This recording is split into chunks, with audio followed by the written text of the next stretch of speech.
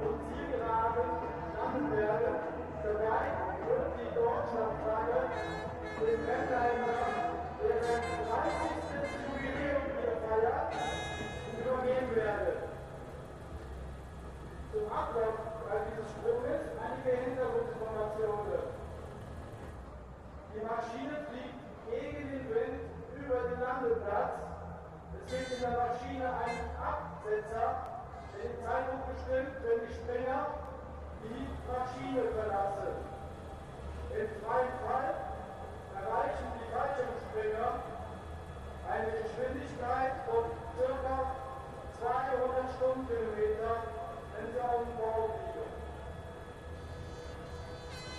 Wir haben aus Sicherheitsgründen für die Fallschirmspringer eine Mindestsprunghöhe von 700 Meter. Und jetzt landet der Springer mit der Deutschlandflagge hier auf der Startzielgerade.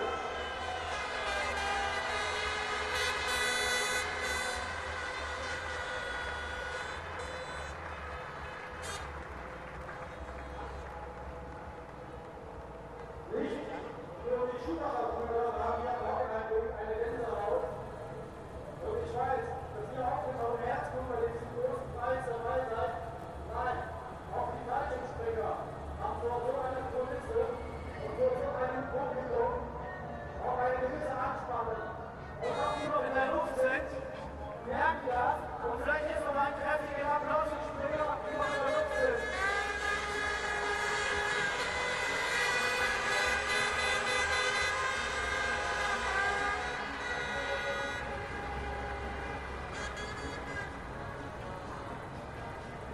Haben die Springer ihre schon bei der abgestorbenen Zielhöhe geöffnet, fahren sie mit dem Wind zum Landeplatz und landen am Gegenwind, um die Geschwindigkeit aus dem Schirm herauszuholen. Das Herzstück, das Formel 1 sagt, ist der Motor. Beim Fallschirmsystem die Hauptlampe. Das sagen die Kleiner.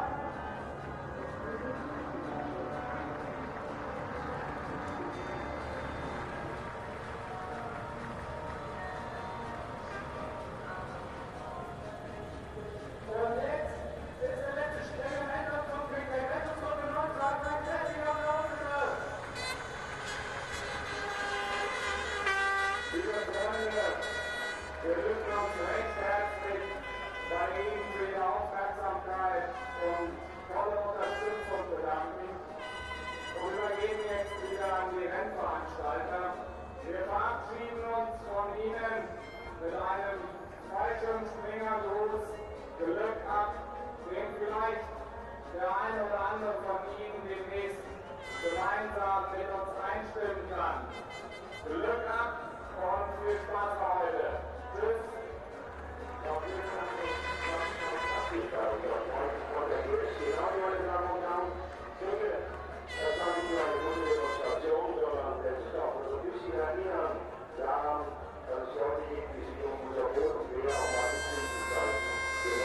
Herzlichen Dank dafür für die Demonstration und wir machen jetzt eine ganz klitzekleine Pause, was das Reden anbetrifft, hören ein bisschen Musik und dann den Countdown für den großen Preis von Deutschland. Grand Prix von Deutschland.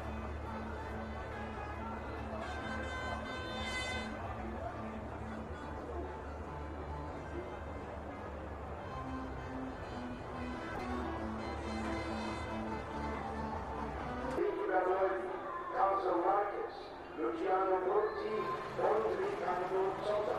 Das war Brasilien. Mit insgesamt 5 Teilnehmern in diesem Rennen.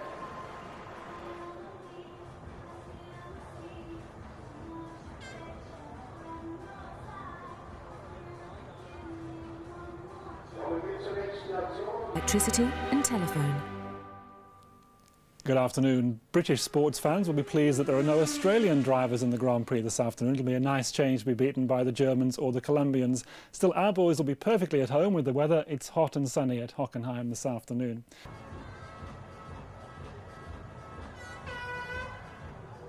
Kommen wir zur nächsten Nation, einer kleinen Nation. Es geht um die Nordiren. Wir haben noch keinen Weltmeistertitel, aber sie haben in ihrer Weise 4 Jahre einen Start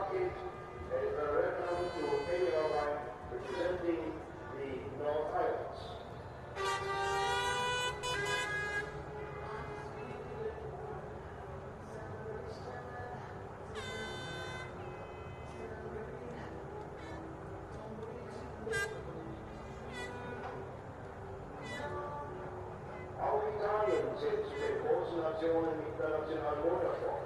Die Rhein-Weltmeistertitel, aber es ist unendlich lange her. Fast 50 Jahre, dass Stalin einen Weltmeister gestellt hat. Damals hießen die Namen Giuseppe Farina und Alberto Ascari. Das war Anfang der 50er Jahre. 2001, but now the heat is on in Germany for today's Formula One Grand Prix.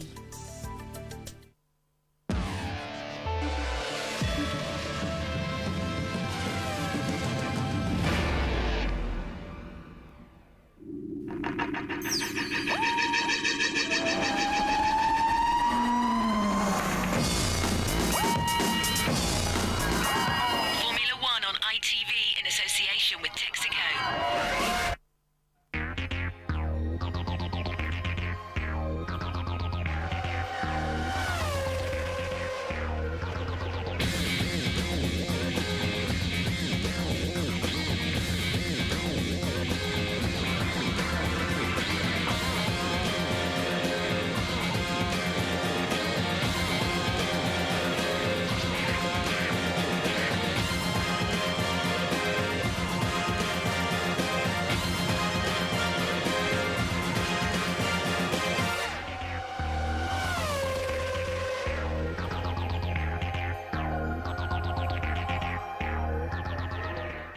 Can Montoya find the missing 10th and a half in a 4.25 mile racetrack? Over the line he goes then. Yes, he does, incredibly. He could just be Formula One's next superstar. Pole position for the Colombian, Juan Pablo Montoya in the Williams. You never think about, oh, I'm going to win tomorrow or anything. You just work as hard as you can, and if it comes, it'll be brilliant. Montoya's driving into a red tide at Hockenheim, the country's sporting hero. Michael Schumacher has massive support going into the German Grand Prix. Hello there, welcome to our ITV studio. It is race day. Like many of you back home, we are absolutely steaming here. 28 degrees, a bit overcast. Humidity, though, is through the roof. OK, then 6 races to go now. Michael Schumacher's 4th world title. That'll be confirmed if he wins just 2 of them. David Coulthard starts behind him on the 3rd row. Ralf Schumacher up front with Montoya. Montoya's gone quickest in warm-up. It's an all-Williams front 2, and Häkkinen has qualified 3rd. Meantime, Ferrari steaming towards their 3rd successive Constructors' crown. Häkkinen in '98, McLaren's only win here in 10 years. Williams, though, in great shape. Both Saubers in the top 10. And Jordan, well, they have been rocked by the sacking of Heinz-Harald Frentzen just before his home Grand Prix. Absolutely delighted to welcome BMW's Gerhard Berger alongside Tony Jardine. Now, Gerhard, your engines, I mean, they're producing at the moment, both on the front row in the Williams. Fantastic. They're good, huh? Are they going to last, though? That's the big question. You've had a few breakdowns. That's even our season. question. Yeah. We don't know, but we're going to see in 2 hours, we're going to know. Well, now we have a great engine performance the whole season already. But I have to say, to get 2 cars in the first row is not just on the engine. We have a fantastic partner with Williams. He did a really great job with the car this year. He's developing consistently. We are improving consistently. Also, Michelin, great first season in and giving us on some circuits tires what are really brilliant. So this weekend everything worked out well and we could transfer it into a good result. Well, of course, Tony, Michael Schumacher's Ferrari doesn't have Michelin tyres, and he feels that's a big difference here this weekend. He does feel it's a big difference, but he knows how strong the package is, and he accepts that to a degree. And we might see another conservative race from him, just looking for the points. They had some problems with the wheels locking up, but that was about it, really. Never made pole at the German Grand Prix, Michael Schumacher, and he never looked like doing it, did he? No, he didn't. Tony. I think it was 97 or 94, I don't remember anymore. I did the race here, you know, and when you came into the Motordrome, everything was yellow. But I was leading then the race in the Ferrari, and the middle of the race, suddenly the Motordrome was red. They put out the caps, the red caps. Brilliant. Well, it's all red here this weekend, that's for absolutely sure. But Ralf Schumacher, Michael's younger brother, in your Williams, his best ever qualifying performance here in Hockenheim, superb. Yeah, well, both drivers basically the same lap time. They are both in great shape. Even this morning in the warm-up, both was pushing and both did the same lap time again. So I think we're going to see an interesting race. Apart from Silverstone, Ralf has gone very well in qualifying throughout the season, hasn't he? Yeah, he's very strong this year. He over the winter, he changed a bit. His way of working is great. He used really all the potential of his car and the team. So he's very strong, and he had some great results this year. And Juan Pablo Montoya, the Colombian, a newcomer in Formula One this season, and his first pole, Gerhard. Yeah, it's very interesting. He's really he's a very aggressive driver, very, very talented. Not always yet able to use his potential to the optimum, but it's clear. I mean, he just had a half season in Formula One now. But I'm absolutely sure he's going to be one of the guys for the future, and thanks that we have him in the team. Yeah, at the end of the qualifying session, Luciano Berti made sure that nobody could put in a quick lap, didn't he?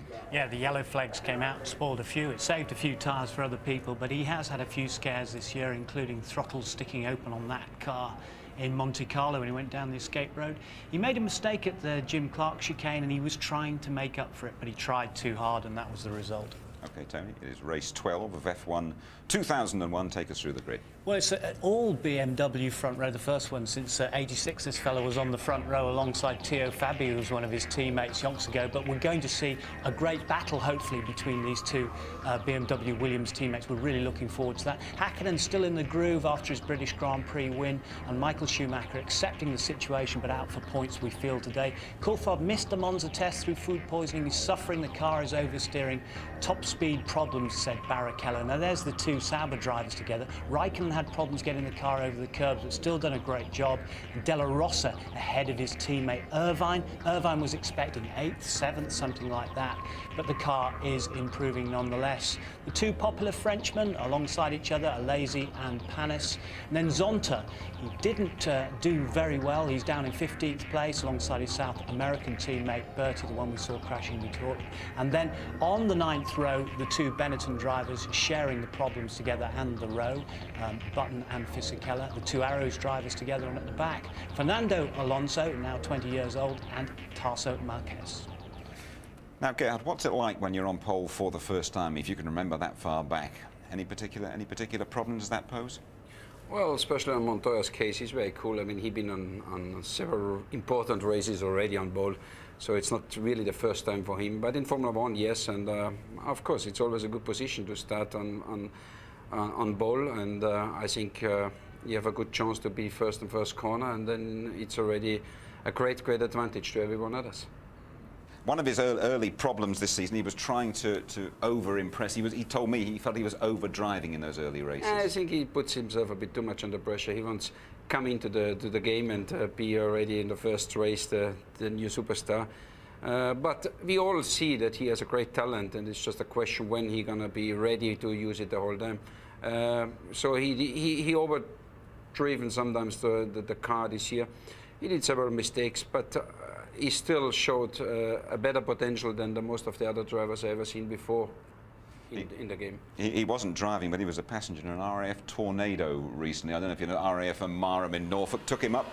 There he is, Juan Pablo. Went 500 miles an hour, a little round trip for him, and I think he obviously enjoyed the experience. You probably got your own private jet, Gerhard. I don't know if you actually but one of those. Unfortunately, I never had the possibility to try this one, and I'm still looking to be in white ones, because I think it's a great experience.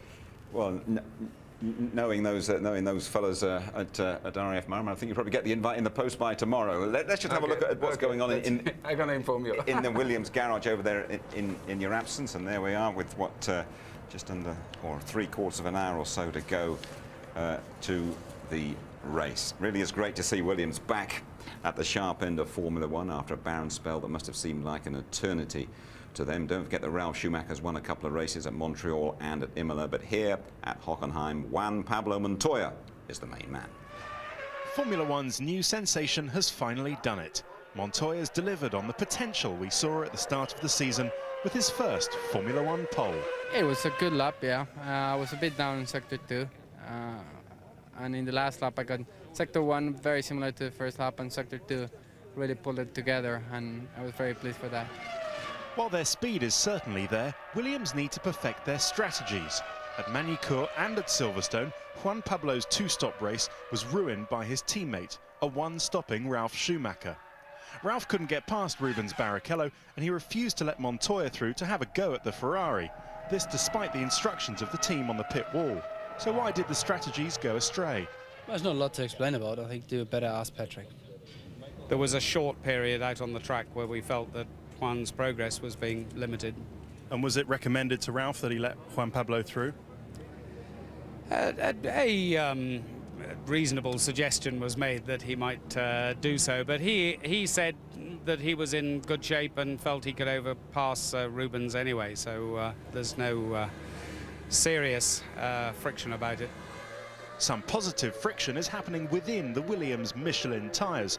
They prefer higher track temperatures and are working superbly in the Hockenheim heat. Something the team will be concerned about is the reliability of the powerful BMW engine. We always see plenty of blow-ups here, and there will be more this afternoon. So it all comes down to a duel between the drivers of the two fastest cars in Hockenheim. Montoya and Schumacher have made some brilliant starts in recent races, but both will have to avoid any first-lap contact. Yeah, I mean, if everything works as normal, we should be first and second at the first corner, shouldn't we?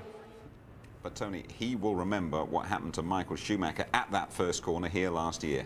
Yeah, well, Coulthard was on pole position, and Coulthard was determined to block Michael Schumacher, who was alongside him on the front row. You watch the move that Coulthard makes, he went diving across just to block him. While he did that, left that huge gap. Hakkinen went through. Michael then moved across in his one move right into the path of Fisichella. In my opinion, Fisichella had nowhere to go, and Michael, this was one of the third, look at that, straight into Fisichella. Giancarlo nowhere to go, off they both went, and you can see the view there that Giancarlo had, straight into the barriers. And that was one of 3 races that Michael didn't finish, letting Hakkinen back into the championship, and we had a great run into the finish there. What thoughts do you have about your 2 cars at this year's start?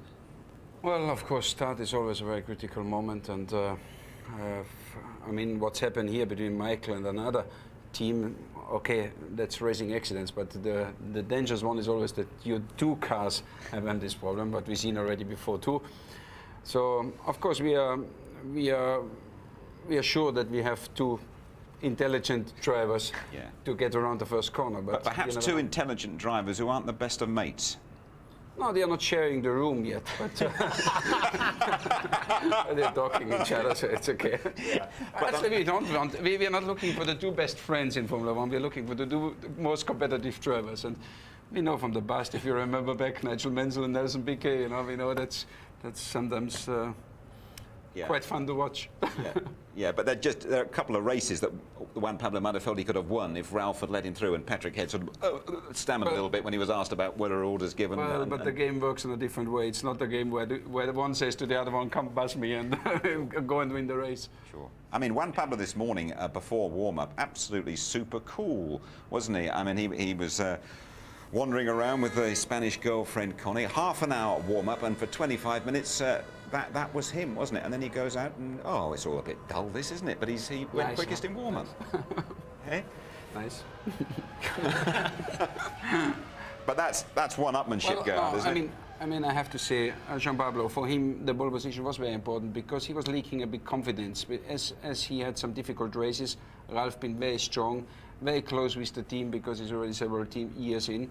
So for him, results like yesterday gives him a lot of confidence, and you can see he's quiet today, and and they're gonna make him stronger. How confident are you? 1-2 in qualifying. You're going to be 1-2 in the German Grand Prix. Well, that's always the point. In racing, in motor racing, especially in Formula 1, you never know what's happened. You know, okay, nobody can deck from us the pole position here or the first throw, but now the race is a new game. Michael, sure, as we know, in the race he usually is still strong. Mika, I'm going to see very strong. We're going to fight. Let's see what comes out.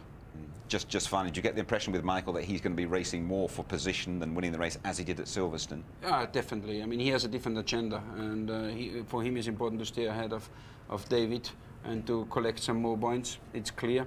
Mika gonna give everything. He's gonna really fight for it. David has to give everything, and I'm sure our 2 guys gonna do. Okay. We always appreciate your company over here, Gerhard. Thank you very much indeed for joining us. See you soon. Good luck this afternoon. Thank you. See you soon. Okay. Well, shall we hear from a couple of the drivers who are going to start behind the Williams front 2? Mika Hakkinen actually seems in a pretty decent mood.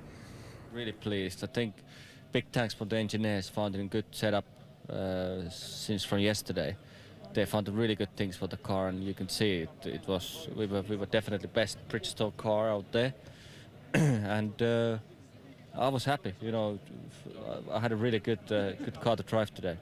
The car is difficult to drive, and an aggressive driving style with a car which is a bit wayward is, you know, usually not a good thing. So I think I need to be cautious, play myself into the race and see where we are, and you know, opportunities arise, and obviously I'll be hopefully there to take them. I'm not surprised they're up front. I'm a little bit surprised by the margin, but all I have to do in this moment is to look what is David doing, honestly, in terms of championship. On the other side, where he is, I hope I can concentrate a little bit to the front. Well, Gerhard Berger thinks he's going to be racing for position, perhaps not for that 51st Grand Prix victory. That is Michael Schumacher's overall record. Absolutely fantastic. And of course, the 1999 season curtailed after the accident at Silverstone.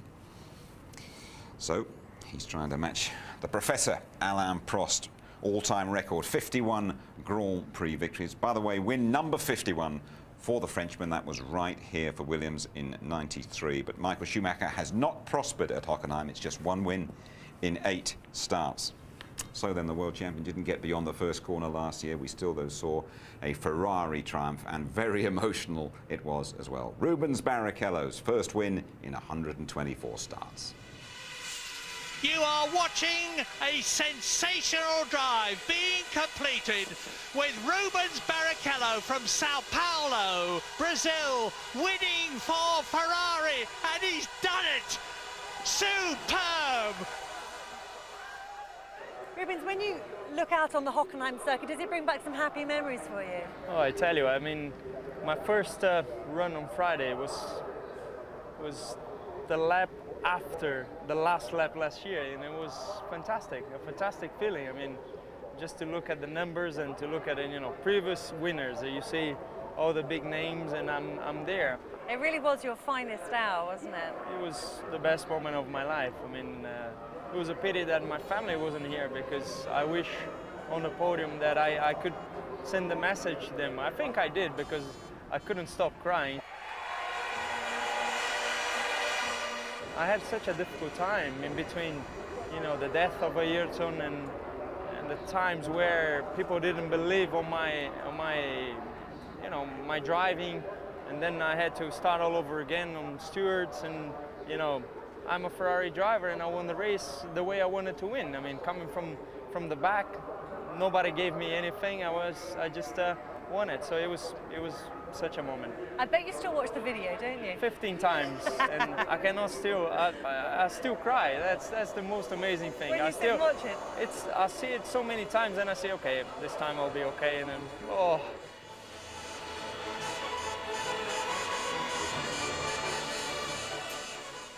When I signed for Ferrari, knowing that I would have Michael as a teammate, I couldn't be an emotional person. I had to be German, and that's the way when I put the helmet, that's the way I consider myself. How much have you learned from Michael? Well, a lot, and zero, because how can you learn from Michael? You can learn that you're going out of the pits, he's on the limit all the time, so he has so much talent driving the car that he's on the limit, and so you learn from that. But in terms of setup, in terms of sheer speed, it's nothing to learn. We both improve the whole time. We both are on the very limit of the car in different ways.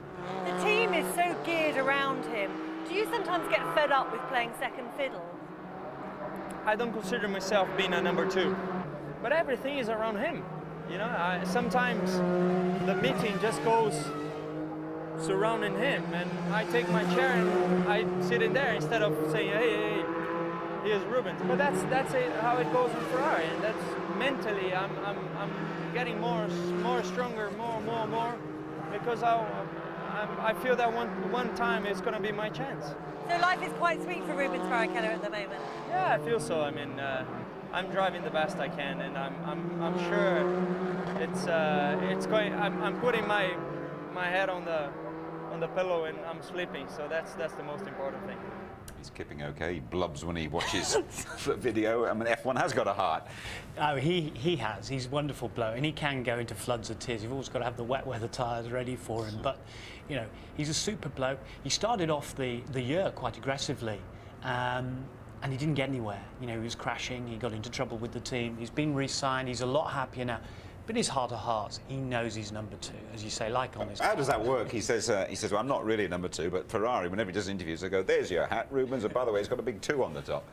Because, you know, he's the support driver, and if there's a problem with Michael, then he'll be in there and he'll luck into a win, as he did last year, but it was deserved.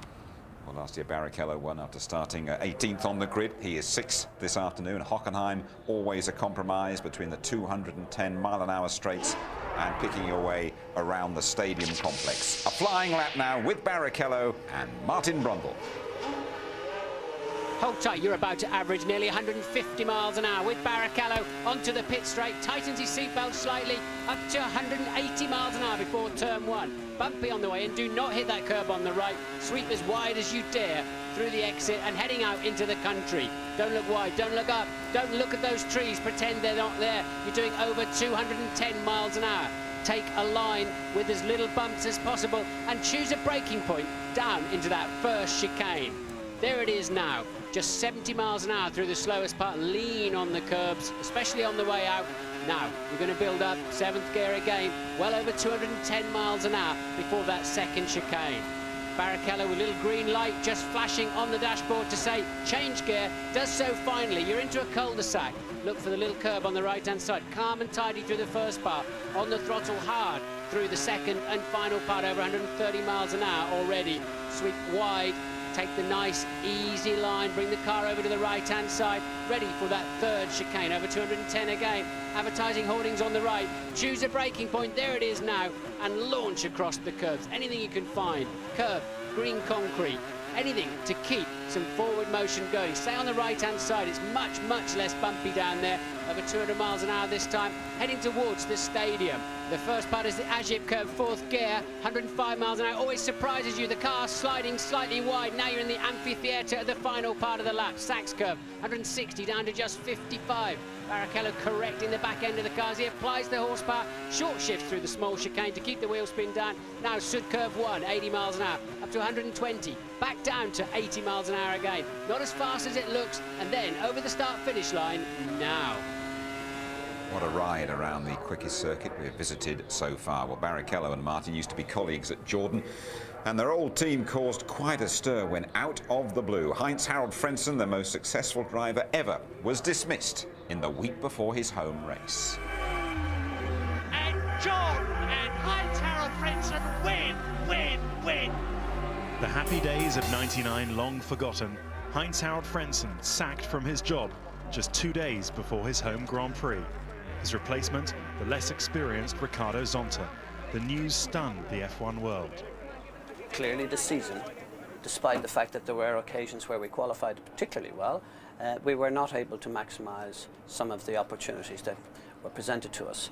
And Heinz and I had a very clear difference of opinion about many of the different things that were happening. And on that basis, I decided that I was no longer able to continue that way. If it's going to be long-term gain for Heinz or for Jordan, then it needed to be done straight away. And I think we all know that prolonging things that aren't going to work or don't seem to be able to work, or in the short term, clearly were not going to work. The only way was to finish it there and then and move on. There's no doubt that Heinz-Harald was going through a run of poor form. He started from 5th on the grid at Silverstone, but finished down in 7th in the race, despite 2 drivers dropping out ahead of him. He was also losing the fight against teammate Jarno Trulli, the Italian out-qualifying him 9 times.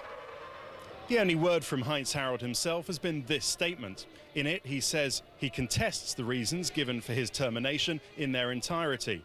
He continues, "My position in this matter is now under legal advice. Due to the current situation, I'm unable to make any further comment at this time." Meanwhile, at Hockenheim, he's left a load of fans with no one to cheer for. So where might he find another drive? One destination could have been Toyota, who joined Formula One next year, but that now appears to be a distant possibility. The only other option is if one of F1's midfield teams get rid of an existing driver and throw Frentzen a lifeline. As for the Jordan seat, test driver Zonta has a chance to stake his claim if he races well today, although his qualifying performance of 15th won't have helped. we may well be seeing other drivers in the number 11 Jordan before the end of the season. So, Tony, the guessing game starts. Who's it going to be? I mean, Lacey's just been mentioned this morning. Well, this is the latest rumour, so I went over to check that out with the Italian press. They're definitely writing that he will fill into the end of the season. Of course, links with the team, 89, Formula 3000 champion. Does that mean that Heinz-Harald Frentzen is then going to be put in his place at the Prost? We don't know. Frentzen's somewhere here out on the circuit. Apparently, he's going to jump out as a protester later on, probably in front of the Jordan But you think cars. Sato, perhaps the Japanese drivers, who he's got a shout? Well, yeah, potentially he has. The long-term plan is to get some young superstar in there. Maybe move closer to Honda with Sato, but also maybe look at Alonso. Maybe some sort of swap deal because Briatore manages Alonso. This young 20-year-old is a very exciting prospect. He's another one who's in the frame apparently. But Jordan, what a weekend they've been having. I mean, if you're a Jordan fan, you're not going to enjoy watching any of this. No, you're not. The team are not enjoying it. They're not enjoying going in and out of the circuit. Honda not enjoying it, blowing up there for truly a problem. I mean, they used to have, and he was not given the right directions to go back to the pits and didn't make it back for the spare car for qualifying by the marshals. He was upset there. They used to have this hissing snake on the side of the car. And now the team have been here in Hockenheim running the gauntlet. There's Zonta going off. And he was only in 15th place. And a warm-up, they've been going off as well. Zonta did it again, and he's driving very tentatively. And they are being hissed at here. The crowd are hissing, they're booing, the signs are there, Jordan go home. And Eddie Jordan said, it's like, I know what it feels like now to be a football team manager when you run that sort of gauntlet of hate. But he said, I can understand it. If I was an Irishman coming to the Irish Grand Prix and they'd removed the Irish hero just before, he said, I'd be upset too. It poses all sorts of problems, doesn't it, Hockenheim, for the cars. You've got that big straight and then this little stadium complex. And this is Alonso, the man we're talking about, and then De La Rosa driving very carefully because he felt loose left front. You see the wheel nut just coming off there, so he saved some damage very well. But it is difficult. It is very high speed, and then you've got this infield section where you need the compromises. And then also Tarso Marquez, who went off. Now the team, Paul Stoddart and his team, have tested this Alex Young, this Malaysian, who may well replace Marquez before the end of the season. And that would be the first Malaysian in Grand Prix racing, which will also be very exciting for the sport. Cheers, Tony. Thank you very much indeed. So Jordan very much on the back foot, but despite their problems in warm-up, Jaguar really look as though they are going places at the moment. Encouraging signs from them. They've been working very hard on the aerodynamics aspect of their car. De La Rosa 9th, Eddie Irvine 11th. That their best qualifying performance of the year. The new aero package, which first appeared on the Jaguars at Silverstone, is paying dividends this weekend. It helped De La Rosa to record his best ever qualifying performance for the team. I love qualifying when the car is good and you give it 100%. I've been driving quite well today. We've gone back to Eddie's setup because it was better and it's proved to be quicker. I think you have to really give credit to the aero team, who have worked very hard all year long. You know, this is all about drag, this place, and probably at the start of the year we might have had the draggiest car out there. And we've polished on this pretty hard, and it's getting pretty, relatively good, but we have a long way to go yet, obviously, but, I'm quite pleased. The boss might be pleased, but Eddie Irvine is frustrated and slightly confused. His race pace is getting more and more impressive as the year goes on, and he topped the timesheets here on Friday. But once again, Eddie wound up disappointed at the end of the qualifying hour. We don't understand how we can be 2 seconds off the Williams in qualifying and then run the same pace as them in the race, or near. I don't think we'll run the same pace as them here, but we're just trying to build up a picture of what's going on, to be honest, because at the minute we're a bit confused. Certainly every driver wants to be up front, but you know what you've got. And am I happy being 9th? No. Or should I say, am I satisfied with it? No. But do I know what it takes to get up to the front? Well, I thought we had a car that was going to get us 7th. 7th as good as we're going to be right now. I mean, that's just the reality. Because we're not going to out-qualify Ferraris, the Williams, or the McLarens. So you got to be realistic. And Pedro was almost 7th, so I think that's pretty good. Realistic view then from Bobby Rahal. Interesting that Eddie Irvine saying the Jaguar's the best handling car he's ever driven around here. Bearing in mind he won here for Ferrari when this fellow Michael Schumacher was recovering from his Silverstone smash a couple of years ago. We will be right back with Martin Brundle grid walking, and then there is Ross Kemp. The finished article, from novice mechanic to the real thing, a pit stop at the British Grand Prix.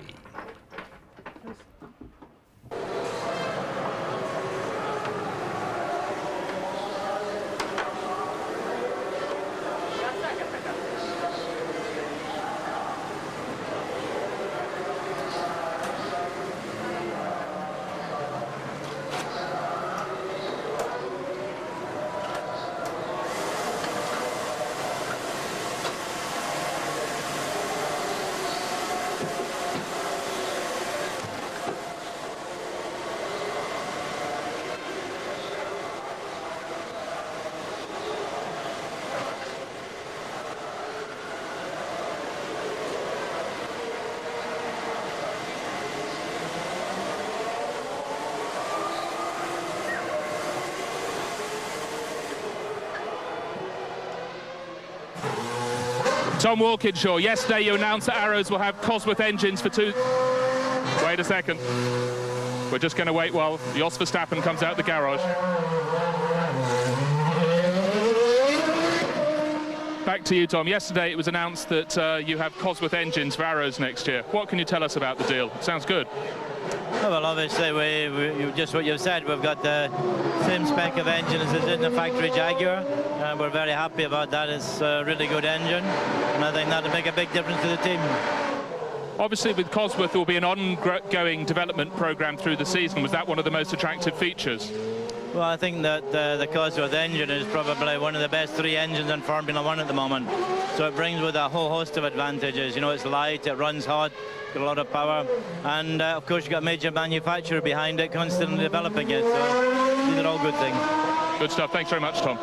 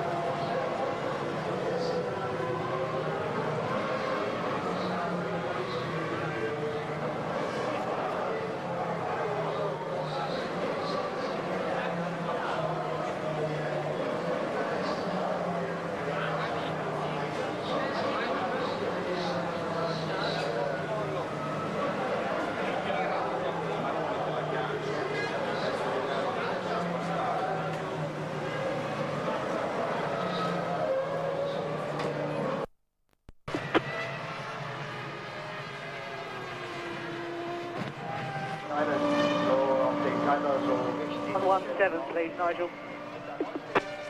17, okay.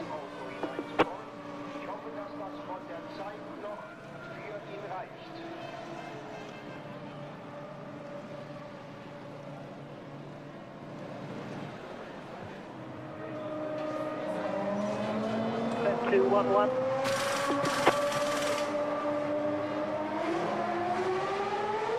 That's correct.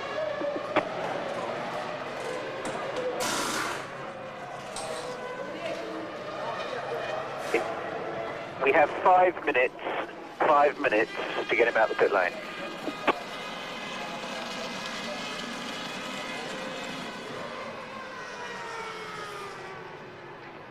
Good.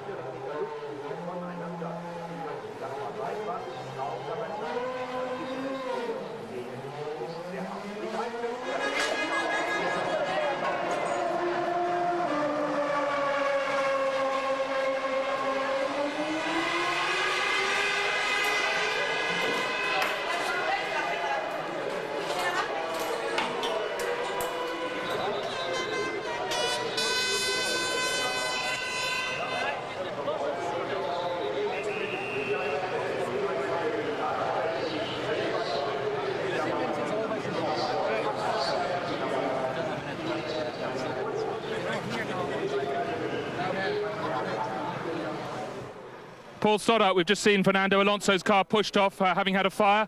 He's getting into the spare car. Is it set up for him or for Tarso Marquez, and will he get it here in time? It is set up for him, and yes, he's just about to depart now, so no problems. We'll have to investigate afterwards, find out what the fire was caused by. At this point, we don't know. And the fire broke out only once he was stationary here on the grid position? Yeah, always the cars are fueled to the maximum. It'll probably turn out to be something relatively simple, but thank goodness it happened here. Not the best of birthday treats, but best of luck. Thank you.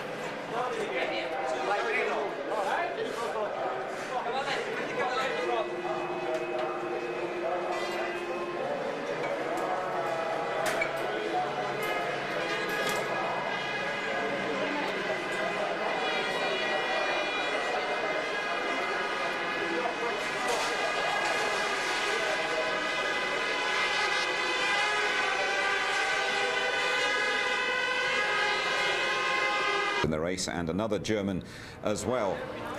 Nick Heidfeld, around 5'6". He's been joking around with 7'1" Los Angeles Lakers Shaquille O'Neal. Heidfeld, though, a young man with a big future.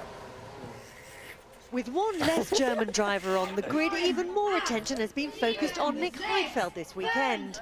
Sauber's baby-faced teammates have been the revelation of the season, but they still happily joined in with a group of school children celebrating the first day of the holidays. It's a bit like a preschool outing out there today, wasn't it, all those kids?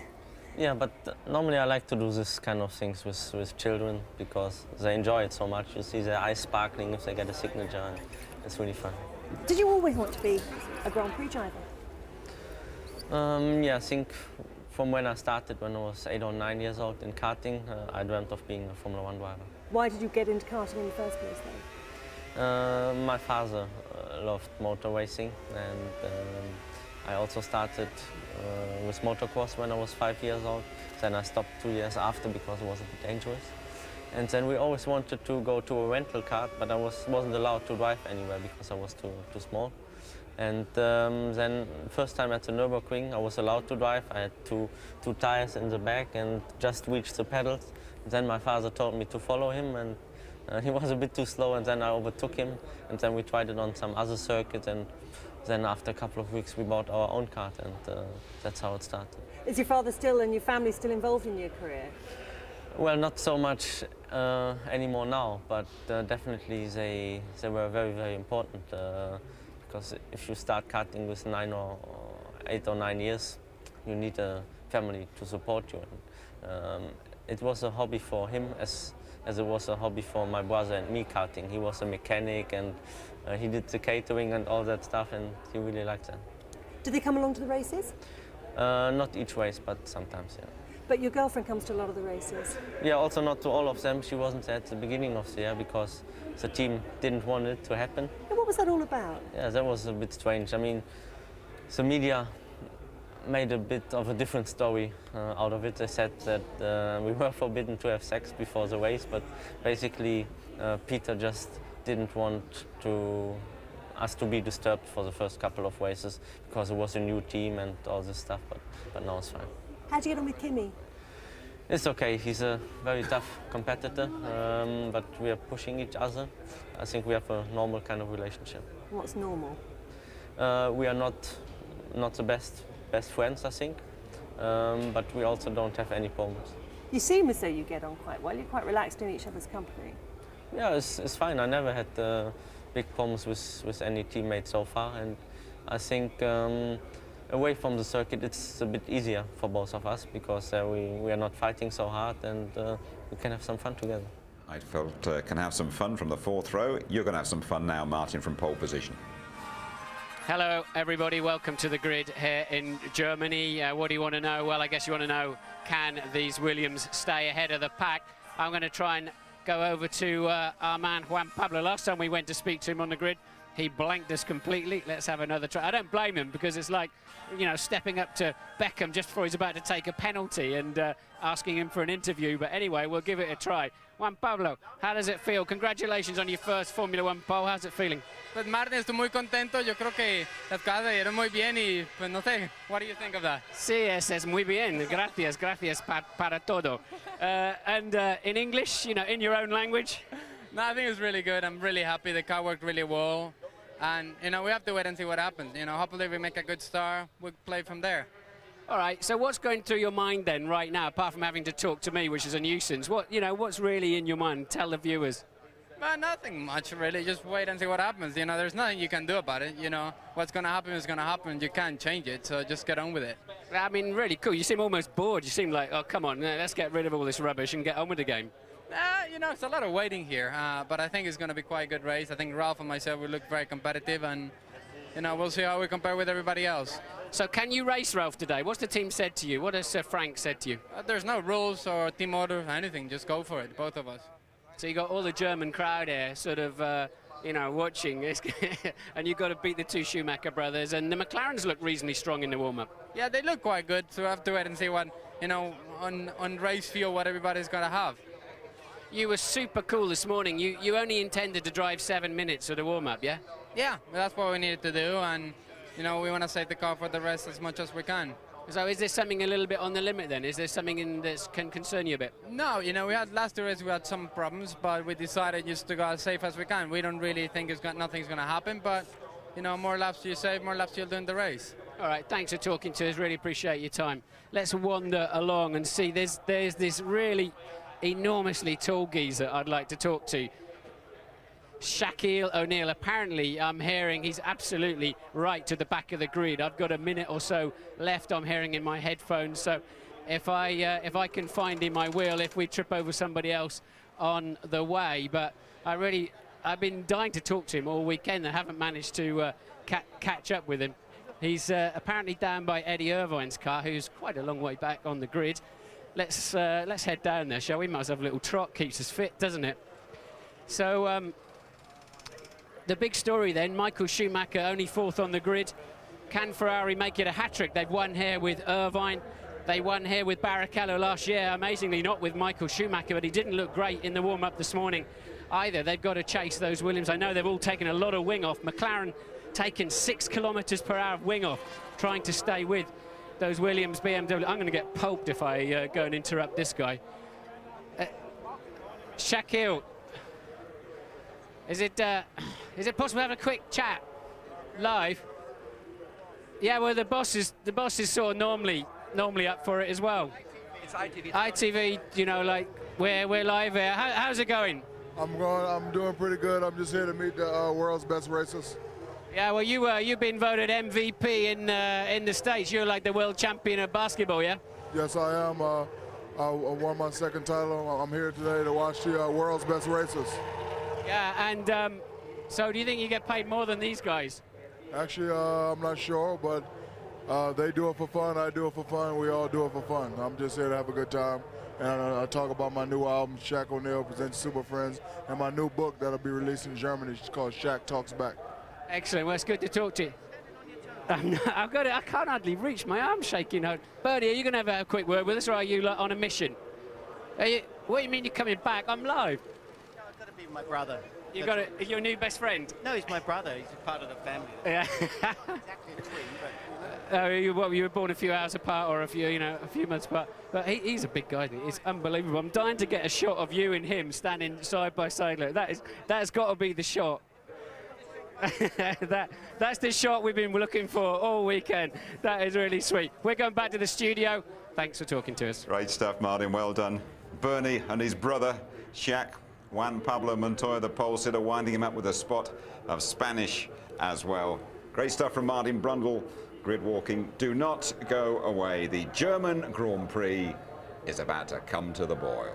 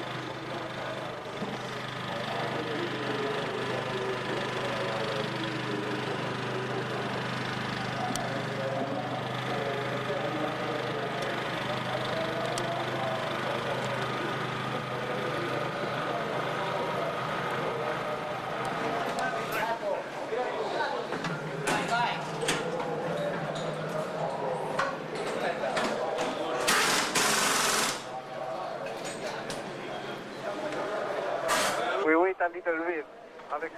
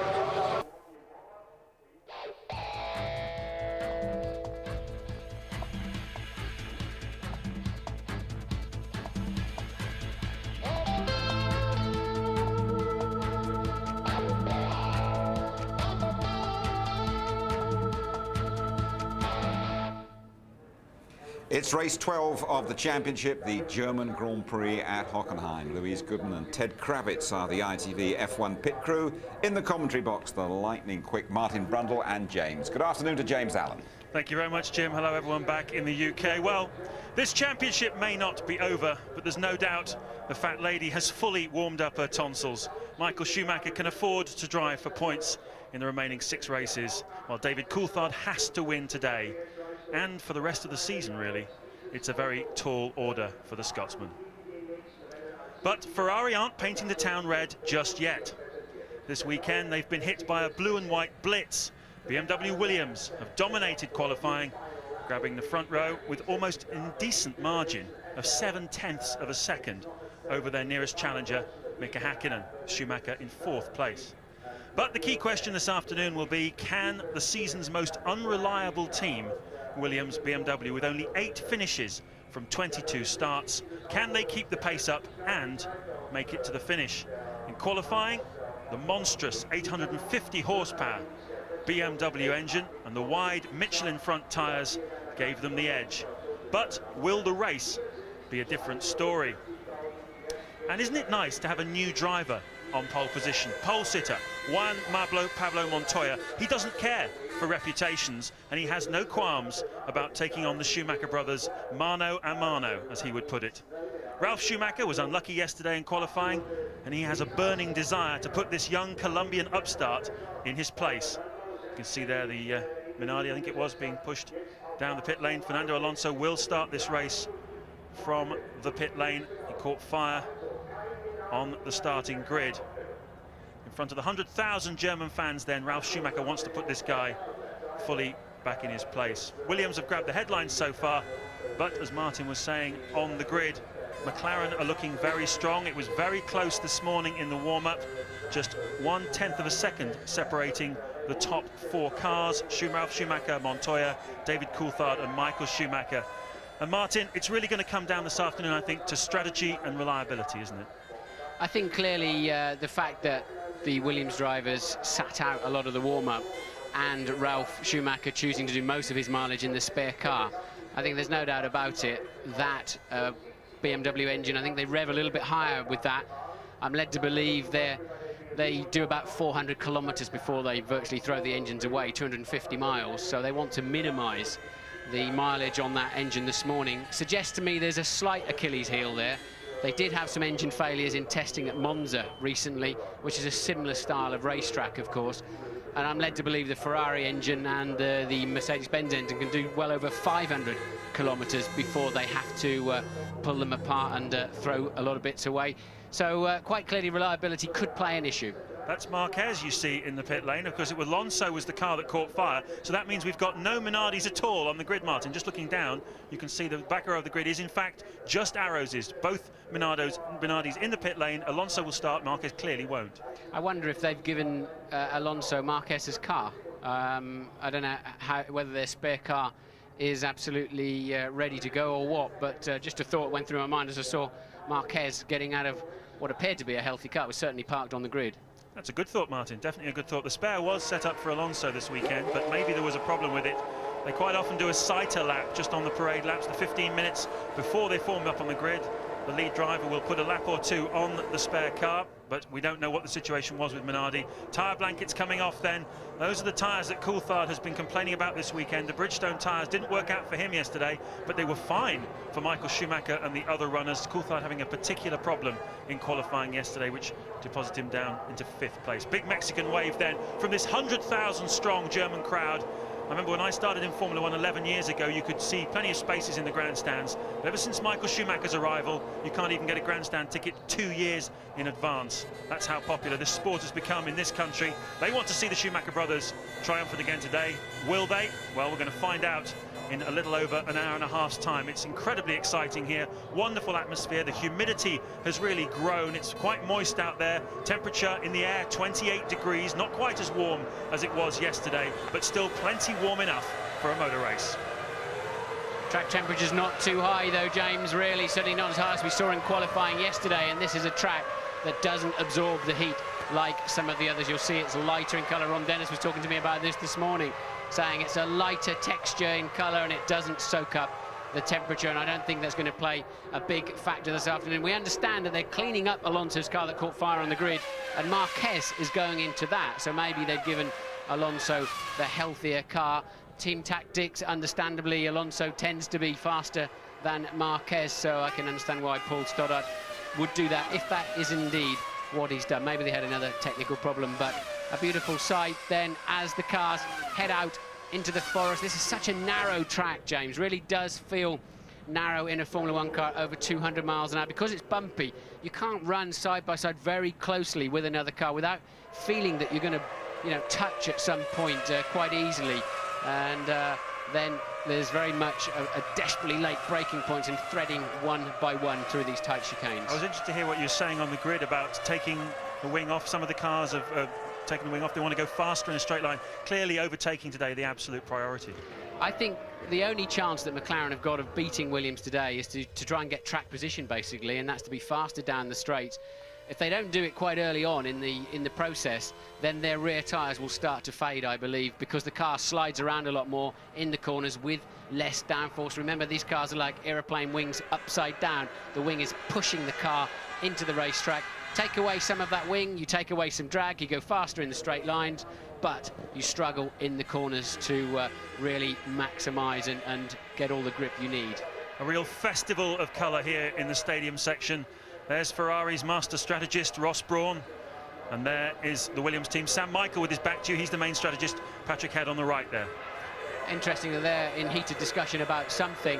But casting around some of the team managers, they're all saying we don't think it's going to rain this afternoon. It's definitely boiling up a little bit in the sky, and it's a little bit windy out there, but no team that I've spoken to is expecting rain during this race. Juan Pablo Montoya then brings the field round, his first pole position in Formula 1, but by no means his first pole position in serious motor racing. He was the pace setter over in America in the kart championship.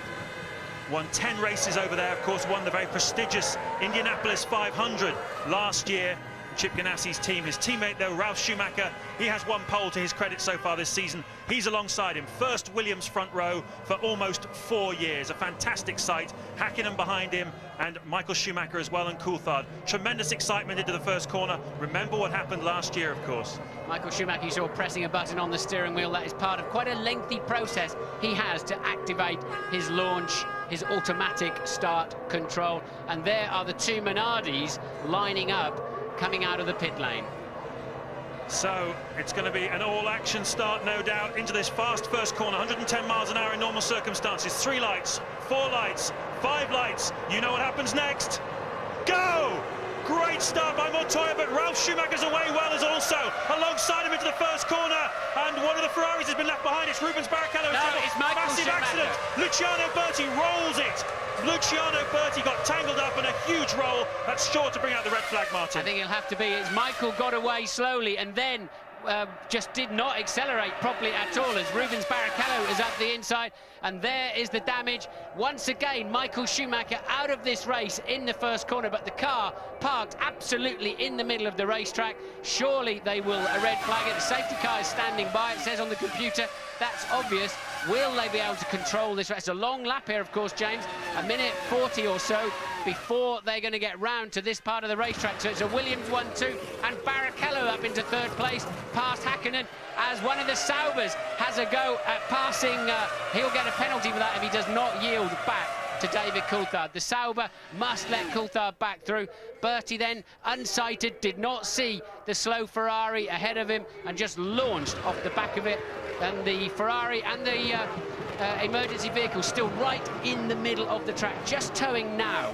For the second time then in 2 years, Michael Schumacher out at the first corner of the German Grand Prix. They're pulling his car off the racetrack as Juan Montoya in the leading pack enter the stadium section. They're going to make it by about 20 seconds. Safety car on the track. Good decision, I think. Yes, because, and they've not put the red flag out because they have now dragged the stricken Ferrari out of the racing line completely.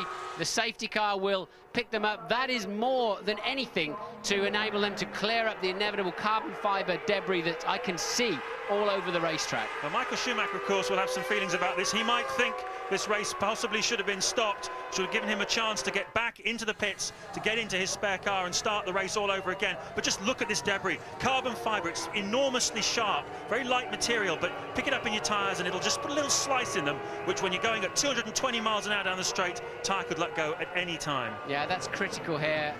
These high-speed circuits where the tyres are absolutely on the ragged edge anyway, that's totally critical for a puncture, and the drivers quite sensibly trying to pick their way through that, but even a little shard can give you a puncture, as you said. Will there be some discussions going on right now with drivers on the radio? I know when you were a Grand Prix driver, you were always a big wheel in the Grand Prix Drivers Association. You talked on the radio with the race organisers when a circumstance was too dangerous, when it was too wet, that kind of thing. Will they be saying, look, get this stuff off the racetrack as quick as possible? Here's another look at the restart anyway. For sure they will be. They have now red flagged at this race, so the race is red flagged. I think there's too much debris on the track. They've had to do that. And now we're seeing a replay this time. Michael Schumacher was slow away. I was watching him out of the window, but then he just stopped accelerating completely. Look, the pack goes around him, and oh, look, completely unsighted behind the Jordan was Luciano Berti, collects an arrows of Bonaldi on the way. That car then is a sledge, and it's just heading its way straight to the scene of the final part of his accident. The race is stopped, it's on lap 1, therefore it'll be a whole new restart. Michael Schumacher can take to the grid in the spare car. That is why you're seeing the action going on there. Michael Schumacher can start this race. What a crazy start. What a crazy start to the German Grand Prix. You're going to get it all over again, folks. The only bit you won't get was another grid walk, but you'll get everything else. You get a new start, new parade lap, and we will have a new formation situation. 14:26, then there's a 20-minute restart procedure. They go into the whole new procedure, and that has already been declared at 2:26 local time, 1:26, of course, in the UK, when they're going to restart this race. And well, a lot of people might say there'll be some chat in the paddock about, oh, well, of course they had to red flag it because it's Michael Schumacher and it's Hockenheim and it's Ferrari. But I firmly believe there was much too much debris on that racetrack. And here we go then with another replay. Berti unsighted behind the Jordan, moves across the track, has not read the speed differential because he's not been able to see it, and really that's a lucky escape for 3 drivers. Particularly Enrique Benoldi, because Luciano Berti went right over the top of him. You've seen situations like that in the past. And there's another angle then. Michael slowing down. He's effectively out of this race, James, at this point. Look, and now he certainly is through this incident now. And that is a horrible, horrible accident. And isn't it amazing? They've only just left the start line, and look at the energy and look at the speed with which he continues, despite having ripped off his wheels and bodywork. Look at the speed where he now connects with the tyre barrier, and that is virtually from a standing start. We're hearing now that Michael Schumacher, they're going to check that Luciano Berti is okay, to apologise, no doubt, for an awful, awful situation. There's a strong sense of brotherhood between these Grand Prix drivers that test themselves to the limit against each other every 2 weeks. Michael just checking that he was okay, but we're hearing that Schumacher had a gear problem. He didn't have any second, third or fourth gears as he accelerated up through the box. So restart is going to come up around the corner, and all to play for still here at Hockenheim.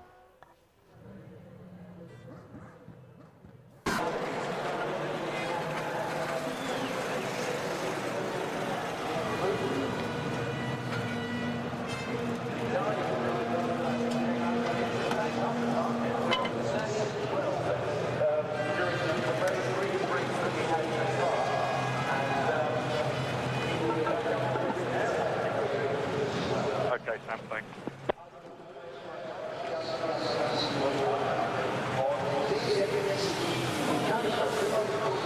That's a dump churn going on, Tim.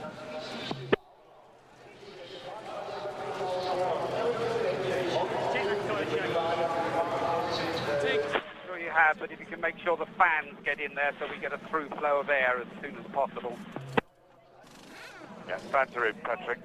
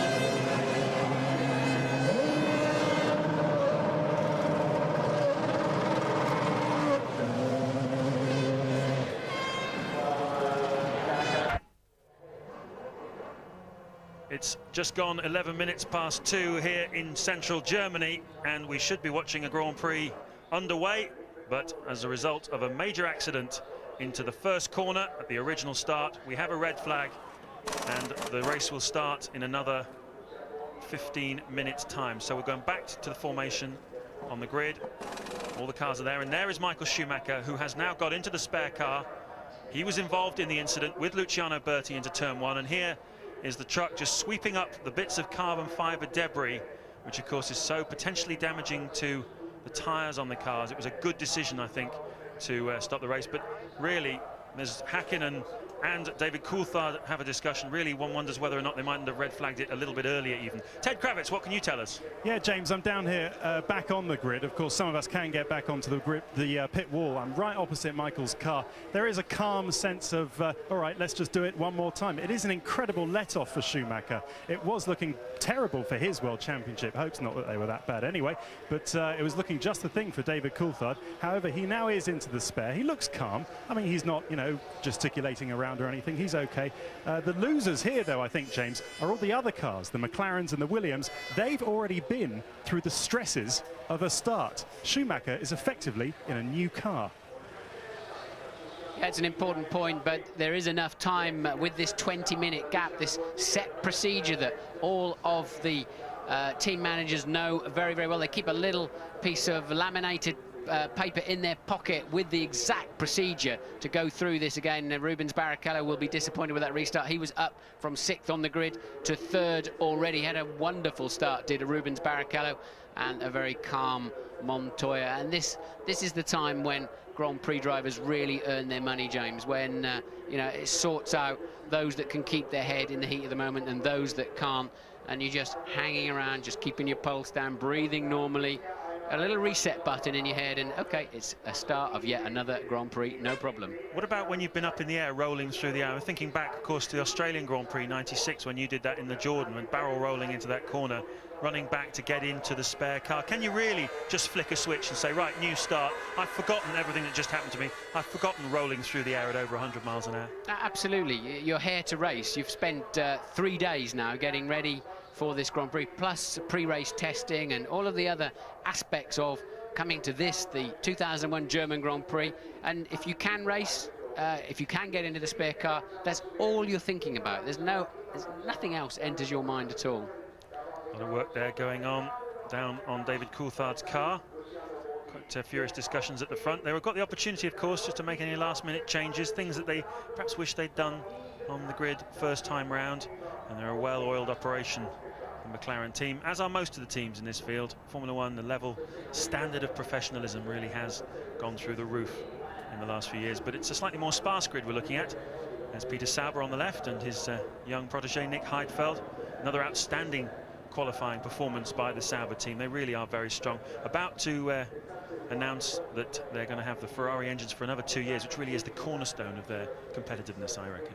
Yeah, I think that's important for Sauber. I hear that they could, or they need a lot more sponsorship money too. Certainly if they're going to maintain the pace they've had this year and improve it for next year. But they've been the sensation of the season, really. You have to say Sauber underperformed for so many years with sometimes a lot of very good equipment and decent sponsorship. And but this year they finally delivered. We're hearing the crowd cheering. The prancing horse there looks rather more like Bambi at the moment, doesn't it? Just after it was born, sadly, with its wheels pointing in the wrong direction.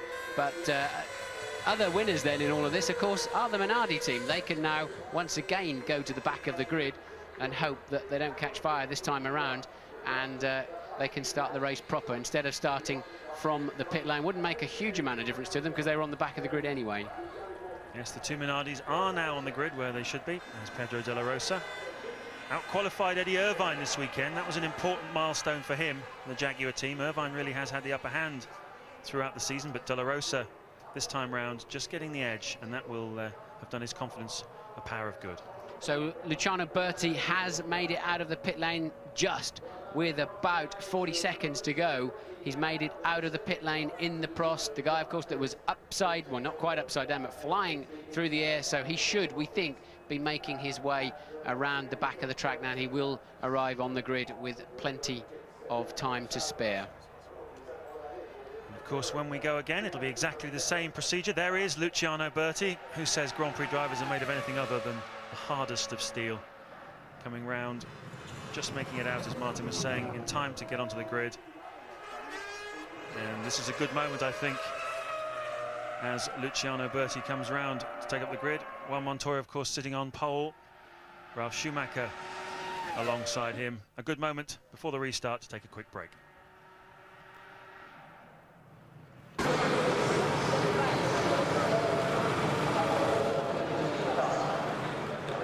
Mick Ainsley Cowlishaw, it was hard to see what happened at the start there. Did either of your cars pick up any damage? Yeah, we caused a lot of damage with Enrique. We've actually changed the engine cover, front wing and a rear wing, so the rest of the car's okay. Jos fortunately missed anything, so he's fine. Thanks very much. Best of luck.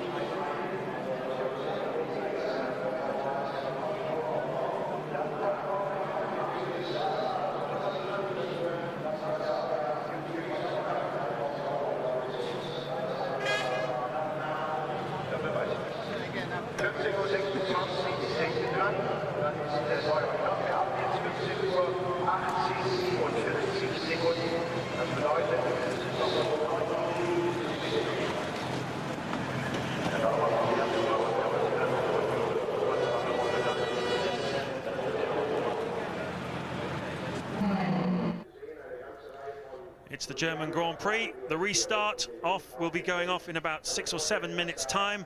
Delighted to tell you that both Michael Schumacher and Luciano Berti, who were involved in that first corner accident, they have both got into the spare cars and both will take the restart. And Louise Goodman, I believe, has some news for us. Yes, I just had a quick word with the Prost doctor. He said, Luciano, he okay, he toughy. So Luciano obviously feeling no pain, either that or he's so pumped up with adrenaline. He's not sure what he's feeling. There is one slight injury, though. There's an ambulance outside the Jaguar pit at the moment. One of the mechanics tripped over, rushing back to the grid, but he seems to be okay. Yeah, I wonder, I don't think Luciano Berti will feel quite so good tomorrow morning when all the aches and pains come through. Wouldn't surprise me at all if he hasn't shunted the vertebra in his back up a little bit, because it was a very, very heavy landing. He did actually go completely over and then landed on its under tray, minus enough wheels for it to be really a very, very painful landing. So that is the view then from the high cam of the cars ready for the restart, and Mika Häkkinen looking moderately happy with life, doesn't he? He looks pretty calm and cool. Some of the drivers elected to stay in the car. I thought De La Rosa looked a little bit heavy in the eyes when we saw him. We peered into his crash helmet a few minutes ago. Most of the drivers got out, had a walk around, and I think we're treating it as just another Grand Prix start. I think that's the best thing to do, James. Otherwise, you're sitting in the cockpit just stewing. Because it's the second major accident for Luciano Berti this season. Of course, in the qualifying at the Australian Grand Prix, as you will recall, he had a very substantial accident in the Jaguar, which he was then driving. Transferred, of course, to Prost team in around about the Spanish Grand Prix time. Let's take another look at the restart, Martin. This is the best angle, I think, this one. Yeah, and Berti then is unsighted behind the Jordan that's going to flash through the picture now, and suddenly realises he's closing in on the back of that Ferrari, hits the brakes, but it's way too late.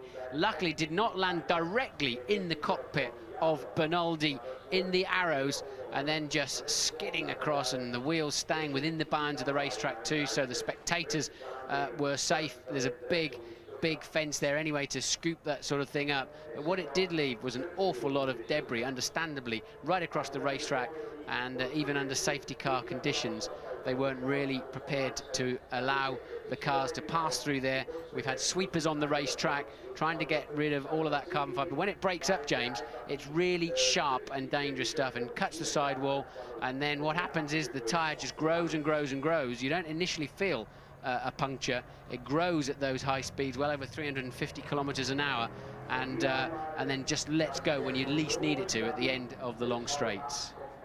So the safety car moves off. 4 minutes to go. You see 4 lights on the top there, 4 red lights. That means 4 minutes until the race will start. Just time for me to tell you a nice story I heard about Juan Montoya as we looked there at Mika Häkkinen. Montoya, as a young man, raced in Colombia, got as far as he could through karts and single-seaters and Formula Vauxhall Viva and whatever else they had over there. Realised he needed a bigger, wider platform. But of course he had no money. His father is an architect, not a terribly successful one, and he needed a break. So he went looking for a racing series where there would be prize money available for the young drivers. Went to America. The big problem then was, how does he get to America from Colombia every fortnight?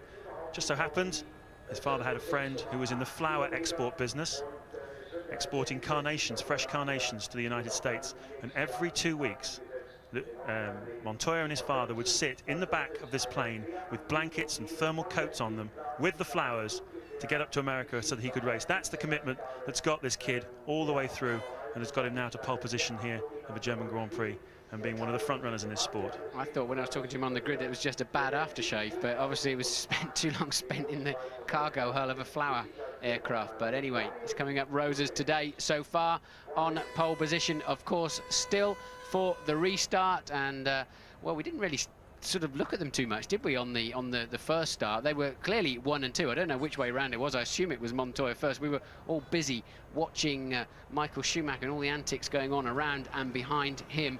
And also quite interesting on that first lap, we saw the Sauber going through the runoff zones at the chicanes, and the drivers have spoken to Charlie Whiting, the race director, about that, because you're not allowed to gain a position, but by going through those escape roads, you can have a go at somebody. If it doesn't work out, go through the escape road, tuck back in behind them.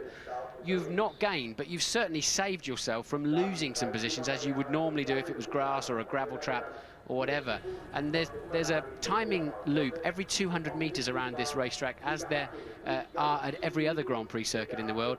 And if the race director can see where somebody's had a clear speed advantage on the exit of a chicane, although he hasn't made a position up, he will still be penalised. We had that in the Formula 3000 race yesterday, where a driver made a pass, won the race, because he had a better run off of jumping the chicane before. And they'll be looking very carefully at that today. Also an opportunity, I would have thought, Martin, to have taken a look at your competitors, to see how much rear wing they've got running today. Of course, you'd have seen what kind of straight line speeds that they can do, and maybe an opportunity just to trim your settings on the grid this restart, just to give yourself a better chance against your main rivals. Yes, they'll all have wing covers on, of course, on the grid as long as they can. I can see them now on the Williams as we see another replay of the start, and look for the red Ferrari now falling back through the field, and Bertie then very, very unsighted, wasn't he, behind that Jordan, and bang. That is the end of that, just for a little while. And well, as we've said, luckily all of them are back in cars, back on the grid, ready for another attempt this afternoon. The engines have fired up now, and Schumacher very concerned there about Bertie's health. I think that's what that little discussion is all about. Are you okay? Because Michael knows how easy it is to do that. And remember that Michael had lost his gears, so effectively he was out of that Grand Prix. Yes, a lucky escape for all of the men. Talk a little bit about race strategy now. It's a 45-lap race, of course, here at Hockenheim. They use about 160 kilos of fuel. And we're expecting the one-stoppers to come in around about lap 25 to 30. Look at Montoya pointing slightly outwards. It's an interesting angle. I haven't seen that one before. Normally the drivers point in at each other, certainly trying to block anyone coming through. Great shot there of the two Williamses. Fantastically proud day for Sir Frank Williams and Patrick Head. They really are back now at the top of Grand Prix racing. Yeah, this is the dummy grid, of course, the dummy grid. So they will now go around on the formation lap. This lap counts as one of the Grand Prix laps. And it's when they come around again is when they'll be getting their car pointed where they want it to be. The inside of the track here is very dirty. It's not the racing line at all, but it does tend, because I think it's fresher tarmac, it does tend to have very good grip down the inside here. I noticed then when the cars just went off, they took the tyre covers off, as we ride on board there with Mika Häkkinen, that Montoya had a brand new set of tyres on. The others all had a set of tyres that looked slightly scuffed. They'd done a lap or two, but Montoya definitely had a brand new set of tyres on. It's an interesting decision. Yeah, well, they certainly both started the first Grand Prix, as it were, with brand new tyres on. And I think because this is a whole new Grand Prix, a whole new start to the afternoon, they can elect to do that if they choose to do so. So Montoya leads them then down into the second chicane. And, of course, standing starts are, in recent years, reasonably unusual for Montoya over there in IndyCar racing, where they have rolling starts, where he won the championship, of course. So for him on pole, for a standing start is something he hasn't done since his Formula 3000 days. Will be greatly helped, of course, by the introduction of launch control, new systems that get the cars computer controlled. The driver just presses a button now, and when the lights go out, the car takes over and does the rest, hurls the thing at the first corner. Since the introduction of launch control, they now get up to 100 miles an hour, even faster than they did before. It takes just under 4 seconds to get one of these things from a standing start to 100 miles an hour. It's a staggering thought, isn't it? They're all doing well over 100 by the time they arrive at the first corner. Jean Todt on the right there, the sporting director of Ferrari. Norbert Haug there on the left from Mercedes-Benz. A lot of pressure on Mercedes today. BMW have them on the back foot. Intense competition here in Germany between the two leading car makers. Both have many thousands of employees and guests in the grandstands here. I know that Mercedes have 5,000 tickets just for their employees in this wonderful motordrome, as they call it. Fantastic stadium. Next year, of course, this circuit will be redeveloped. There'll be even more stadium sections. There's the local hero, Michael Schumacher. But all eyes focused once again on the front row, Juan Montoya and Ralf Schumacher. David Coulthard, of course, who's starting alongside Michael Schumacher on the grid, will be grimacing slightly, thinking, I could well have done with him out of this race today for my World Championship chances. So a big save then so far for Michael Schumacher to be able to restart this Grand Prix. But the reset button has been hit then, and they've all got an equal chance once again. Heat haze, the tension, the atmosphere. Their adrenaline's already been pumped to the limit once this afternoon. It's about to be pumped to the limit once again. Everything is in place. 2 lights, 3 lights go on, 4 lights, 5 lights, and for the second time this afternoon, it is go! Montoya away well, also Ralf Schumacher. Michael Schumacher much better, but Coulthard right alongside him into turn 1. Who's going to come out in front? It's very even Stevens between the two of them. Bertie, not surprisingly, rather tentative through that corner for the first time, but Coulthard and Michael Schumacher are going at it hammer and tongs, and Rubens Barrichello looks to make a move. Yeah, Barrichello then all over the back of Coulthard. Can Coulthard find a way around the outside of the Ferrari into turn 1? Hakkinen then losing a lot of speed as he heads down into the terminal speed zone down there. Somebody's locked his brakes, and another big accident. Surely that must be Della Rosa, the first of the Jaguars off the line, running into the back of, I suspect, Nick Heidfeld in the Sauber. So we have a Williams 1-2, a Ferrari 3rd, and now David Coulthard coming back. It is Della Rosa in the Jaguar, and we don't know the other Sauber driver yet. It is Heidfeld. Heidfeld in the other car. Coulthard's made it back past Rubens Barrichello. A Benetton then across the escape road. It's all happening. Will they have to put the safety car out again?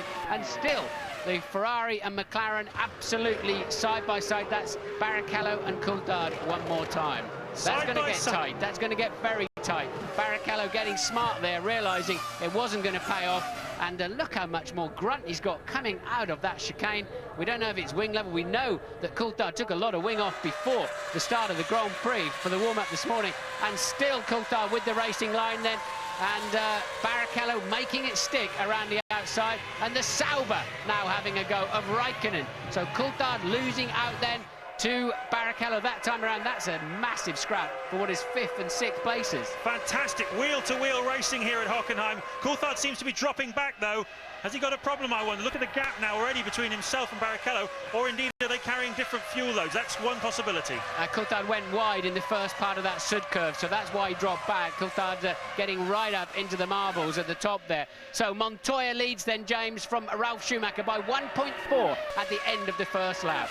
Yes, then it's Michael Schumacher 3rd. Here's the accident again, Martin, as Della Rosa hits into the back of Heidfeld. Just misjudged his braking point from the looks of things. That was the man I said sat in his car looking like he was getting stewed, didn't I? I thought Della Rosa looked a bit intense in that car, and he's massively out-braked himself and then just hung on to the brake pedal and straight into the back of Heidfeld. Shame there for Heidfeld, shame for Della Rosa too, but clearly Della Rosa's fault. So Montoya, a 1.4-second advantage over his teammate Ralf Schumacher at the end of that first lap, but Ralf Schumacher has set the fastest first sector time on the second lap, so these two are pushing each other very hard. Michael Schumacher is 3rd, Mika Hakkinen 4th, Barrichello is 5th, Coulthard down to 6th. Kimi Raikkonen pressing very hard in 7th place in the Sauber. Eddie Irvine has done well. He's in 8th place, just what Jaguar needed, because they've got a very fast race car and they're enormously frustrated always by their performance in qualifying. This gives Irvine possibly a platform for the afternoon to really do something. 9th is Trulli and 10th Villeneuve. And Barrichello now lining up Mika Hakkinen. So are the Ferraris running lighter, or are McLaren just way off the pace at the beginning of this Grand Prix? They were some 5 seconds adrift at the end of the first lap already. So McLaren under pressure, Ferrari holding station really. Michael looking pretty strong there in 3rd place actually, at least still got the Williams in sight down the long start-finish straight here. And look at Barrichello then all over the back of Hakkinen. Never mind Barrichello, look at the gap now between Montoya and Ralf Schumacher, over 2 seconds. The Colombian is really pushing hard, pulling away from his young teammate.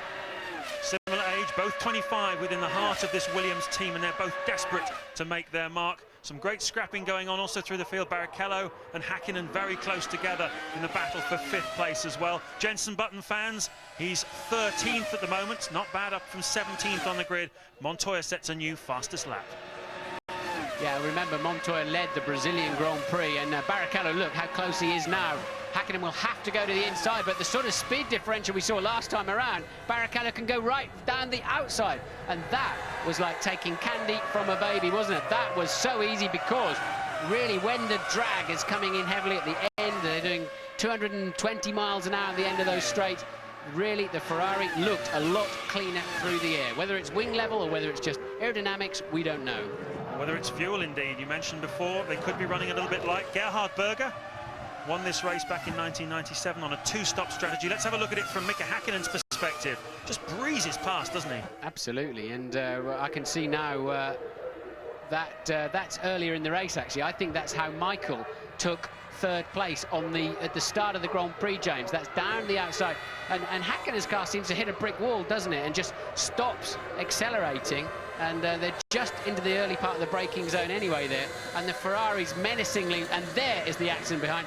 De La Rosa miles out of bed with his braking, panicked really. Once he realised he was a bit deep, just hit the middle pedal, and it did not slow down. It will never slow down while you've got your wheels locked up. It's just the same as on the road. And Montoya then, his lead up to 2.5 seconds last time around. Well, there was nothing between Ferrari and McLaren in this morning's warm-up. It was very close indeed, as it was yesterday in qualifying as well. So what has happened with the McLarens this afternoon? Have they got an end game in mind? Are they carrying more fuel? All these things are possible, or simply have they got the wrong wing angles? David Coulthard unhappy with his car yesterday, but Mika Häkkinen very happy with his. Now look, Barrichello then, has he passed Häkkinen? Yes, he has. So, well, we saw that, didn't we? So Barrichello then immediately pulling out a big gap on Mika Häkkinen and beginning to home in on the back of Michael Schumacher now. So we're wondering, is he on a lower fuel load? Because it really did seem remarkably easy, didn't it? It certainly did. Montoya at the front, though, continuing his relentless progress away from everybody else. He is now 2.5 seconds clear of his teammate, and would you believe it, 5.4 seconds clear of Michael Schumacher. In a league of his own at the moment. Of course, a long way to go in this motor race. Strategy will play a role. Reliability most definitely will play a role, as we see Zonta, I think, putting a nice move on Villeneuve. That's for 10th place, and indeed, Ricardo Zonta standing in behind Harold Frentzen, who was sacked on Wednesday, I believe, by Eddie Jordan, putting a nice move on Jacques Villeneuve, making his way through the field. Olivier Panis, in fact, I beg your pardon, that's the battle for 12th place between Panis and Zonta. Trulli and Villeneuve are 9th and 10th. So Montoya then, a new fastest lap, a 1:42.2. That is 2 seconds underneath the lap record, James, of this racetrack already. We've seen lap records slaughtered all around the world this year, haven't we? With the latest Formula One cars, sensational speeds they're doing, and they're down already in the low 1:42s. He was some half a second faster that time around, James, and the dust you see in the background is as they just run a little bit wide on the exit of turn 1. Nothing like as dramatic as it first appears. The pace of development in Formula One is relentless, and certainly the biggest leaps at the moment being made by the tyres. Michelin on this Williams you're looking at of Juan Montoya, of course, and Bridgestone with Ferrari and McLaren, and the gaps have come down so much. 3-4 seconds a lap we are faster than last year, mainly due to the tyres. Well, of course, Williams are very much attached to Michelin for the future. We understand that the Ferraris will be with Bridgestone for the next 4 years. So what will McLaren do? What would you do if you were McLaren, James, at the moment? I think I'd go Michelin, wouldn't you? I would like to see McLaren go with Michelin, actually. I think that would make would be really good for Formula One to see them go a different way from Ferrari. They've been their principal competition really for the last 4 years. Now you can see that Michelin together with Williams and BMW are getting very strong. As Zonta misses the chicane, have to be careful to feed himself back in the right place, and I think he has done that. Very cleverly done, because if you gain a place by jumping through the chicane like that, you will get a 10-second stop and go penalty. Extremely expensive around here, and we've seen it cost people over the last few years. Yeah, I went down one of those escape roads backwards once in a Ligier and still got penalised and had a stop and go penalty, which I never did understand. You normally get a fine to go with that as well. But anyway, look, the Ferraris line astern. Barrichello just 7/10 behind Michael Schumacher. They're 3rd and 4th. Häkkinen 5th and 6th, but they're lapping well over a second a lap slower than the leading Williams at the moment. So it didn't look like it after the warm-up that Williams were going to run and hide. Certainly did after qualifying yesterday, but right now they are disappearing. They're a full 7.6 seconds ahead of third-place man Michael Schumacher. Well, it's been a race with plenty of drama at the start. We're looking at Mika Häkkinen's wife, Erja, there. And one of the other dramas we had, of course, was the Minardi scenario, where both of them were off the grid, the original grid. Alonso's car caught fire. Marquez's car was pulled into the pit lane. I can tell you they're running last, 19th and 20th. And amazingly, Martin, as we look at David Coulthard's girlfriend there, Marquez is already 11 seconds behind his teammate. and we're only 5 laps into this motor race. Yeah, and for some reason Coulthard's fuel flap is open on the wrong side of the car. They're held on by, and that's a Jordan with some damage by the looks of it. Looks like he's got his front wing hanging out and and there it's gone now completely. So that was Trulli, we believe. So Jarno Trulli then has clearly run into the back of somebody. No, it's Zonta. I'm sorry, it's new boy Zonta, the man who replaced Heinz-Harald Frentzen, but according to the computer printout here. Well, we saw him making that mistake at the chicane, and Ricardo Zonta not exactly covering himself in glory on his Grand Prix debut with Jordan. Here's, well, what he did. Yeah, he's just tagged, look, and that's a very high-speed middle part of the track, and he went to use the slipstream he'd picked up, and the piece of road he was aiming at just disappeared as the arrows pulled across in front of him. It wasn't too dramatic, it just was, well, that could have been a very nasty incident. It's almost, Martin, like Jordan have put a curse on themselves this weekend, haven't they? They've fired Heinz-Harald Frentzen before the weekend, before even his own home Grand Prix. There are banners throughout this stadium saying, Jordan, go home, Eddie, we hate you. And throughout the weekend, they've just had a catalogue of disasters. Engine blow-ups, car failures in qualifying yesterday for Trulli, and again in the warm-up this morning. Now Zonta has lost his front wing, and Jordan will want to forget the 2001 German Grand Prix as Zonta comes into his pit. It's all part of the soap opera of Formula One, though, isn't it? You can go from hero to zero very quickly, but you can also go from zero to hero as well in this game just as quickly, and Eddie Jordan knows that only too well. Let's talk about a man then who's turned his fortunes around. That's got to be Juan Montoya. Yesterday, Frank Williams said he thought that Montoya had a really good talk to himself after Montreal, where he almost got into a fist fight with Jacques Villeneuve in the driver's briefing. He was over-aggressive in Monaco, over-aggressive in Montreal, and this weekend he really has shown he's turned it all around. And Louise has news for us. Louise doesn't have news for us right now, but what we're looking at here is Barrichello being allowed past Michael Schumacher up into 3rd place, somewhat confirming, I think, our idea that he may well be running on low fuel at the start of this Grand Prix. Got off the line like a rocket, and he's been scything past cars, and Michael quite clearly letting him go through there. But I'm surprised how much gap Michael's then allowed to develop so quickly. But Barrichello then now getting after those Williams. He's 9 seconds behind the leader. Won the race here last year, Rubens Barrichello, from 18th place on the grid. He started this race from 6th, and, well, he's certainly challenging now. Louise Goodman. This time with Pedro de la Rosa. Pedro, was that maybe a slightly over-optimistic move? Yeah, well, I made a mistake coming into the second chicane. I braked too late. Just as simple as that. Sometimes you have to take risks.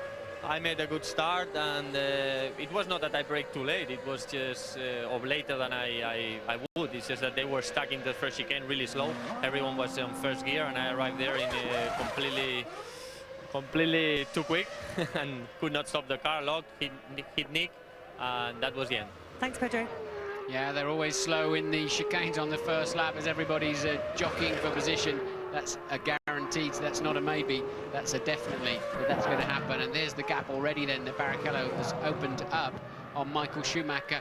Schumacher lapping 1.4 seconds slower than the 2 Williams that are running 1st and 2nd at the moment. And Montoya's lead then up to 4.7 seconds. And as you can see now for yourself, Barrichello 4.3 seconds further down the road in 3rd position. Can he make this lower fuel load work for him this afternoon? He's got a heavy and hard afternoon ahead of him, and that presumably then is Zonta pulling out of the race. There must be some other form of damage on Zonta's Jordan from when he tagged with the arrows going down the straight.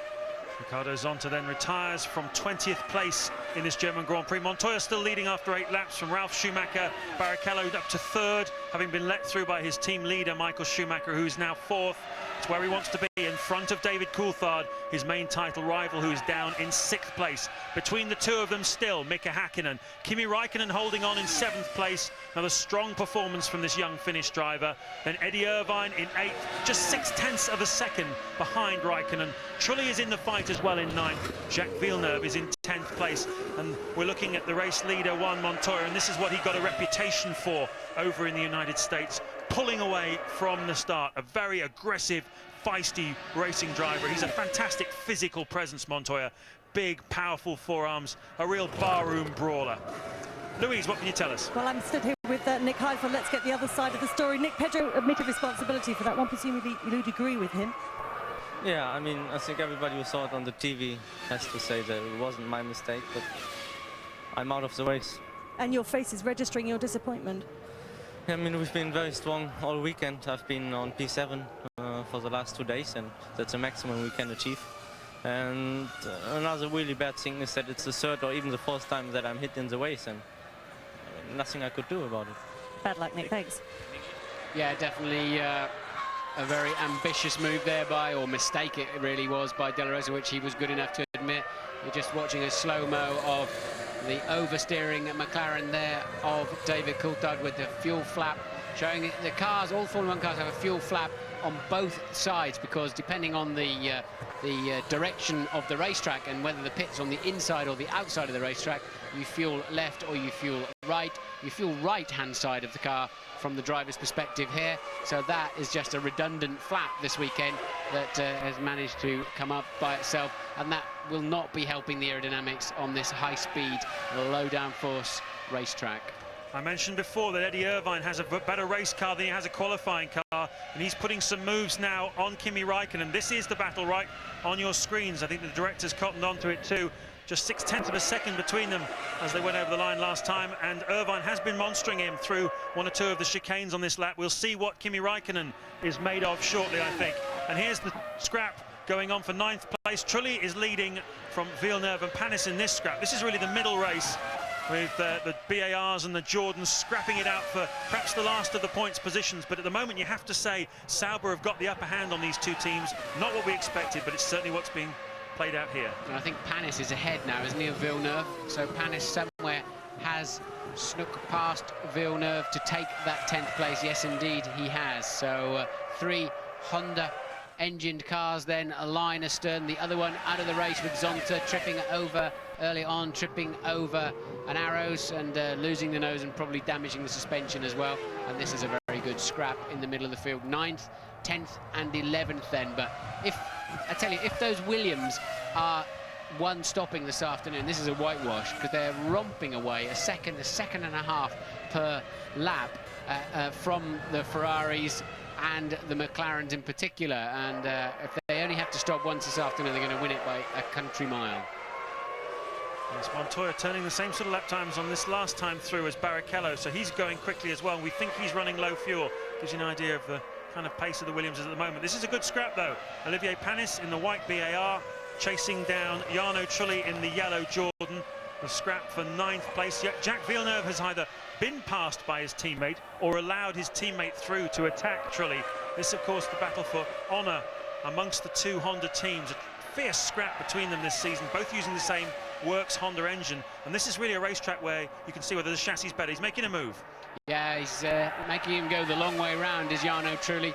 And has Panis got enough at the end of the straight? No, he clearly has not. And he really got on the brakes quite early there, did Olivier Panis, realising it wasn't going to work that time around. Braking absolutely is critical here, it seems, this weekend. It's really been underlined. You've got to get your braking right, not just in qualifying to go quickly, but in every sense to make your overtaking manoeuvre. And, of course, in De La Rosa's case, not to go crashing into the back of another car. Absolutely, yeah, but Panis certainly getting on his brake pedal very early in that manoeuvre. I think he gave up on that one very early in the process, but Montoya there locking his unloaded inside left into Sachs hairpin, but no ABS brakes on these cars, of course, unlike most road cars these days. No ABS is allowed, and a good thing too. Needs, you know, I don't think there should be automatic gearboxes either. A fundamental aspect of driving a racing car is turning the wheel, pressing the throttle, controlling the engine power, and knowing how hard and exactly how to and when to brake. And Louise is down in the pits. With Ricardo Zonta. Ricardo, Eddie said to me just before the race, I'm having a nightmare weekend. I think you just added to that. What happened?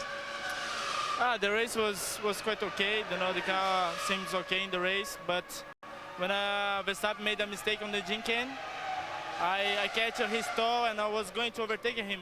I was beside him, and he just closed the door. I don't know if he didn't see me there, but I was completely beside with him, and I, touched my front wing, then was going on my race. You're obviously kind of keep this drive, not the race you wanted, really. Sorry? You're trying to keep this drive, not really the race you wanted. Yeah, it was a very difficult weekend for me. Of course, I felt some pressure, but I made some mistakes on the weekend, also some reliability problems. It was very difficult. Thanks, Ricardo. And there you saw Panis finally getting braver on the brake pedal down the outside of Trulli. I don't really know why Trulli allowed that apparently to happen so easily, but Trulli looked like he was on the ragged edge trying to slow down as well on the inside line. And Trulli now picking up the toe and coming back, but he does not. He tries to have a go at the last moment. That was really clumsy, totally clumsy of Trulli. He was going to have a go, he's shaking his head in the cockpit, and rightly so. Like, I'll have a go, no I won't, yes I will after all, and that is the net result of a silly spin. I could have done that. Ridiculous by Jarno Trulli, very strange mistake.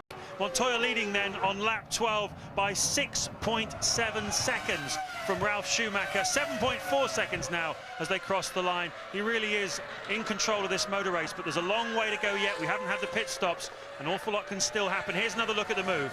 Yes, and Trulli then locking up on the inside. This is the first chicane. And then, no, sorry, it's the second chicane. So it was almost a carbon copy of what happened when he went up the inside of the previous chicane to that. And let's see another replay. Coming up the inside, look, struggling to slow the car down. And, well, just a silly, pathetic spin, really, wasn't it? And the man on the move at the moment is Rubens Barrichello. Just 2.6 seconds now behind Ralf Schumacher as we take another look at the spin of Jarno Trulli. Barrichello going faster than Ralf Schumacher that last lap by 0.2 of a second. He's eating in to the advantage. Michael Schumacher and Mika Häkkinen are 4th and 5th, and they're lapping some 1.3 seconds a lap slower than that battle for 2nd and 3rd place as Eddie Irvine comes out of the pits. Yes, Irvine, the only remaining Jaguar, of course, De La Rosa out of the race on the first lap. Irvine was running strongly in 8th. He's on the softer Michelin tyres, the only team to run those of the Michelin runners, and quite clearly is on a 2-stopper this afternoon. So Montoya then 7.4 seconds ahead of Ralf Schumacher. Barrichello just 2.6 seconds further down the road.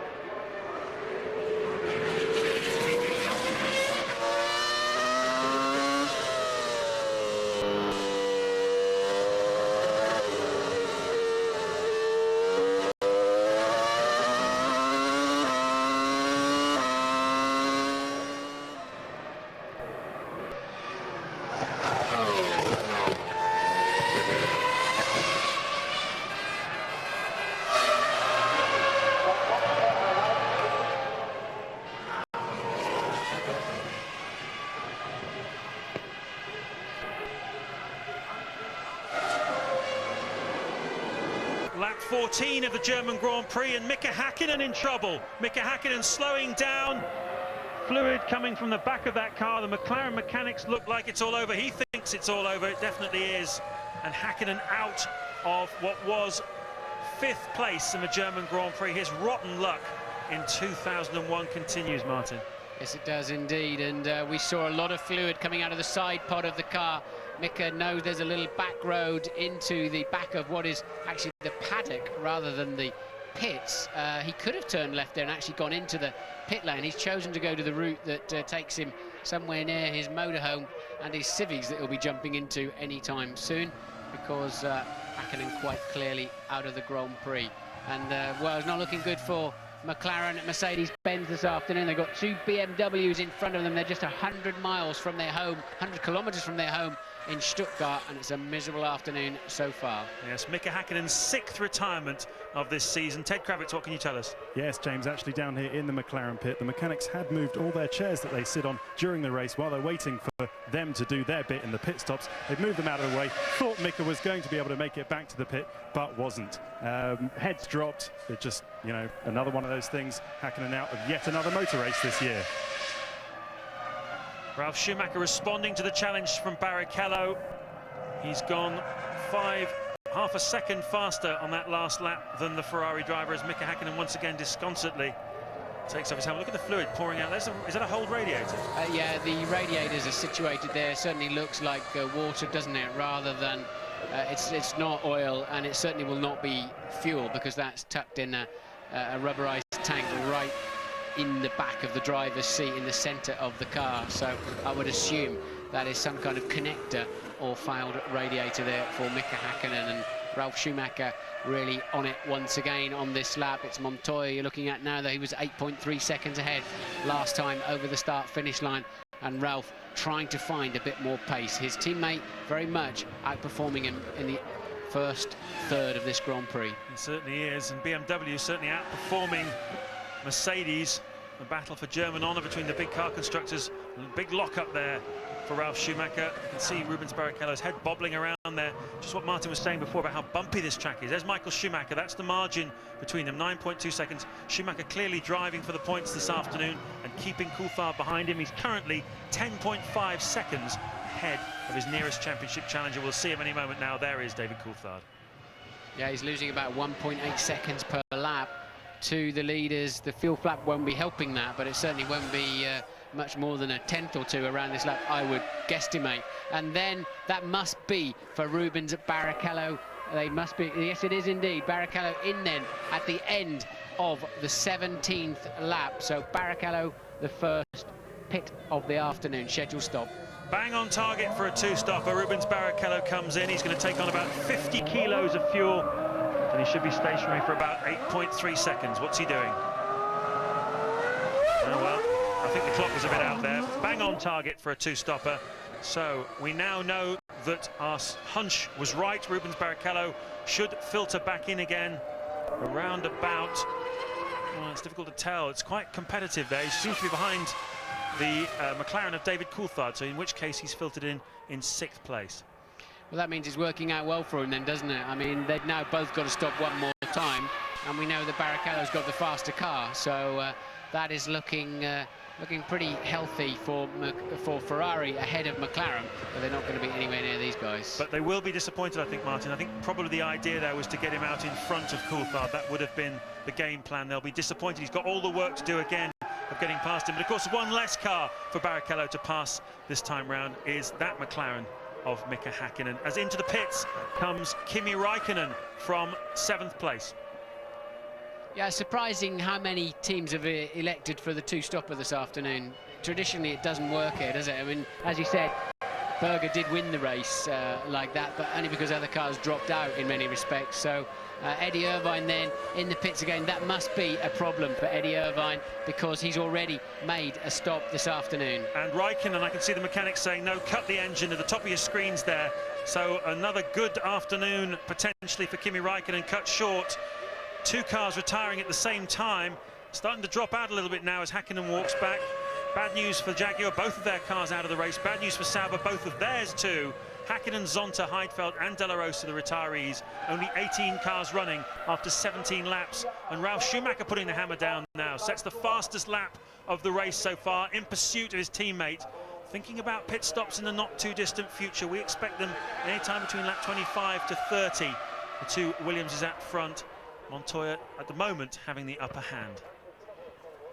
Jenson Button having a good afternoon. He's up into 8th place and running on the same sort of pace actually as for example Coulthard and Panis and Koen Villeneuve, the runners that are now just ahead of him in terms of positions on the racetrack. So Jenson Button certainly having his strongest run for the Benetton team.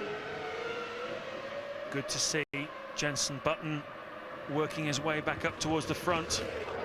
Story going around the paddock this weekend that the odds that you and I talked about yesterday in qualifying, Martin, of 9-1 on Montoya getting pole position. David Robertson, who is Jenson Button's manager, was telling you and I both about it. The story is he put 10 grand on it as Montoya goes past the back marker Minardi there, and made £90,000 from the bet. Not bad work. Well done him. But I would imagine there that Montoya would grimace a little bit. Remember when he peerlessly led the Brazilian Grand Prix, only to have a lapped car, Verstappen at that time, run into the back of him, and it was just to see him pass and chop back in front of that Minardi just brought that picture back in my mind. So we have seen this man, well, this is Ralf Schumacher, of course. We have seen Montoya able and comfortable to lead a Grand Prix, even in his first season of Grand Prix racing, and he does seem to have the confidence and the mental strength to do that. And this then is Barrichello, who has pit stopped once, up behind the sole remaining McLaren of David Coulthard. They are currently then 4th and 5th. Yes, this is a battle, and Ferrari will want, you see the crowd on their feet, willing the Ferrari on, or possibly willing the McLaren on with that Mercedes power plant. They have a huge following here in Germany, Mercedes-Benz. Ferrari, though, will want Rubens to give David Coulthard a very hard time, because he's the main championship rival of Michael Schumacher, with 27 laps of this Grand Prix remaining. This is lap 18. But it's strange, isn't it? We're 100 kilometres, 60 miles from Stuttgart, the main base of Mercedes-Benz, as you watch Bertie. He's having an exciting afternoon. He's been upside down once. He's in another car and recovering there from a spin by the looks of it. He's currently running in 10th place, though. We've had a lot of retirements, of course. Add to that list definitely Raikkonen and Irvine, and Louise is with Mika Hakkinen. Yeah, Mika, we could see some kind of fluid coming out of your car. What was the problem, a whole radiator? Well, disappointing, obviously. We were going well.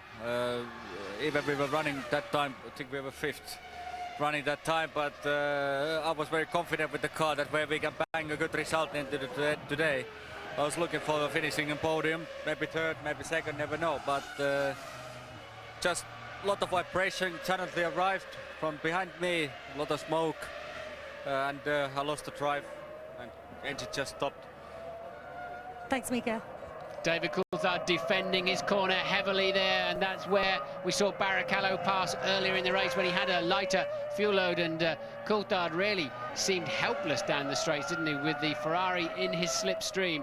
And despite having knocked the wing off that car, they're just not fast enough in a straight line. These two were wheel to wheel in the early stages as Rubens Barrichello put a move on David Coulthard. He's looking to do it again. Turn 1 is not really the place, but he'll be biding his time, thinking about the tight chicanes at the end of the long straight here. The first chicane, they'll be braking from over 200 miles an hour down to 60 miles an hour, and that might just be the place for Rubens Barrichello to go for a rematch with David Coulthard. Strange to see, though, that Coulthard is still a lamb to the slaughter, because they're carrying roughly the same fuel. If not, Barrichello would actually be carrying a little bit more fuel, in fact, on a two-stopper. Coulthard getting very leery, though.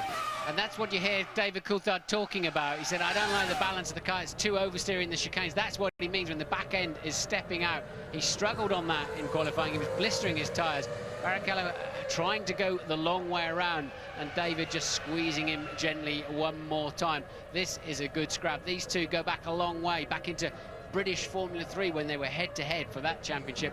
Barrichello taking that Formula 3 championship from David Coulthard. but you can't help it. Look at it, it's not very scientific, but looking at it, there doesn't appear to be a big difference in the rear wing level, although there are many other aspects that are to do with drag of the car. Whoa. And look how close, look how hard Barrichello can punch out of those chicanes and make up that distance already before he gets into the slipstream. It's not just Coulthard's car that's been struggling. This is a rematch exactly of what happened before. And once again, Barrichello goes round the outside of the Sachs curve, and he is absolutely flying this afternoon, Rubens Barrichello.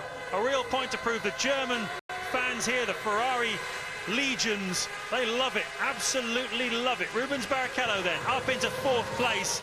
Fans here, the Ferrari legions, they love it, absolutely love it. Rubens Barrichello then up into 4th place. Still leading is Montoya after 20 laps. Ralf Schumacher second, 9.2 seconds behind his teammate. Michael Schumacher now 27 seconds adrift of the Colombian, and Coulthard still having terrible problems to get that car pointing in a straight line out of the corners. And Barrichello 4th and Coulthard 5th. Here it is again. Now this is the 3rd chicane. This is the beginning of the move, and Coulthard running raggedly round the outside, really desperately trying to find some grip, and Barrichello able to keep Anita tidy along, just punch out of the corner.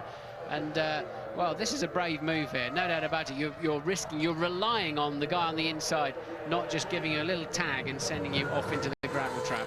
I remember you saying a while ago, Martin, this is a blind bend as well when you come into the stadium. It's very difficult to see, so you're committing yourself to a line round the outside of a corner you can't see. Yeah, you've been honking through the forest for best part of a minute, and not an awful lot going on apart from the occasional big stop, and all of a sudden the trees disappear and you come into this stadium area, and that corner always catches you by surprise. Now, it doesn't matter how many times you go around it, and it is a difficult corner to see as somebody sort of almost switches the lights on and takes the trees away. And the race leader Montoya then coming up to lap 13th place Bernaldi in the orange arrows, and he will do that easily then up into the first chicane, and he will also be grimacing one more time. I'm lapping an arrows, please do not run into the back of me. I can win my first Grand Prix this afternoon. Montoya coming here, of course, off the back of 2 races where his teammate Ralf Schumacher refused to let him through. French Grand Prix, Ralf Schumacher said the radio wasn't working. British Grand Prix, he said, I'm not moving over. Patrick Head of the Williams team said, well, maybe we would have made a place up. You see again the move of Barrichello, and I can tell you that the Williams pit crew are out ready for one of the 2 drivers. We don't know yet which one it'll be. That's the Ferrari boys celebrating Barrichello's bravery, but we're about to have our first Williams pit stop, and it's coming up shortly on lap 21. A strange time to be making a pit stop, really. Neither fish nor fowl, neither a 2-stopper nor a 1-stopper. It might just be that they've entered the window and they think they'll just get Montoya in now, get him out safely because he's so in control of this race. Yeah, it strikes me you're better while the track is still, they're still putting rubber down and is a little bit less green, shortening up that first stint. You've got a slightly lighter car on the start line as Montoya does indeed take to the pit lane. Slightly lighter car gives you a better percentage chance of getting into the first corner first, and then you can still make sure you're on a 1-stopper, and I'm assuming they will fuel that car now to the end of the Grand Prix. Well, let's wait and see. There should be about 11, possibly even 12 seconds worth of fuel going in. Took a while to get the nozzle on, though.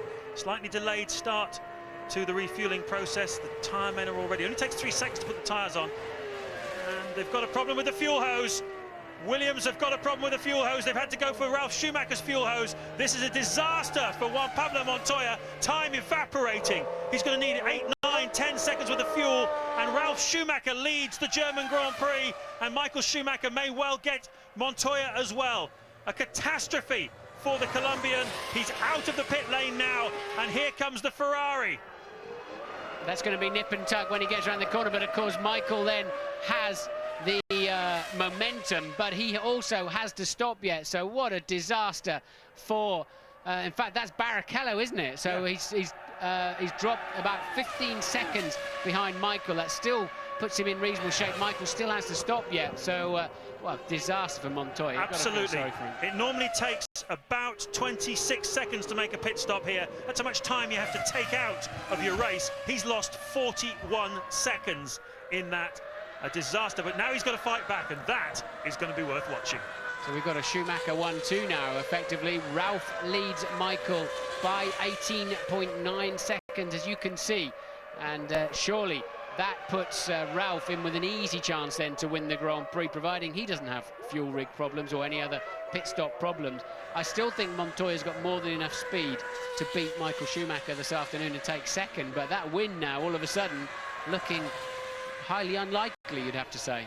Well, Montoya had a 7-second advantage over Ralf Schumacher before he came into the pit stop. I've worked out why he made the pit stop then. It's because he was about to catch the Trulli-Panis-Berti battle for 10th place, and that would have taken him a long time to carve through. That's why the lead drivers are coming in for their pit stops now, and here comes the Ferrari into the pit lane. Michael Schumacher currently second then after Montoya's drama. Can he regain the track in front of Montoya? We're looking for Montoya. Can't see him at the moment. Yes, he's coming past now, so Montoya will stay ahead. He did have a healthy lead, of course. Here Montoya does get ahead then of Michael Schumacher. So he's into second place now on Montoya. Michael Schumacher should be able to rejoin without losing too much ground. Pit stops always have such an influence on the Grand Prix, don't they? Because things can go wrong. There's always that possibility. I think Montoya's third place. He is definitely behind Barrichello. So Montoya out into third place. Now Ralph then, the new leader, has to make his stop this time around. Of course, Barrichello has to make a second pit stop. He's on a two-stop strategy. Everybody else on a one. Michael slows down. Michael Schumacher has got problems. We saw it the first start. He didn't have any gears in the car. He's only just made his pit stop and something has gone catastrophically wrong. He's not pulling off the racetrack though, which is a strange move for him.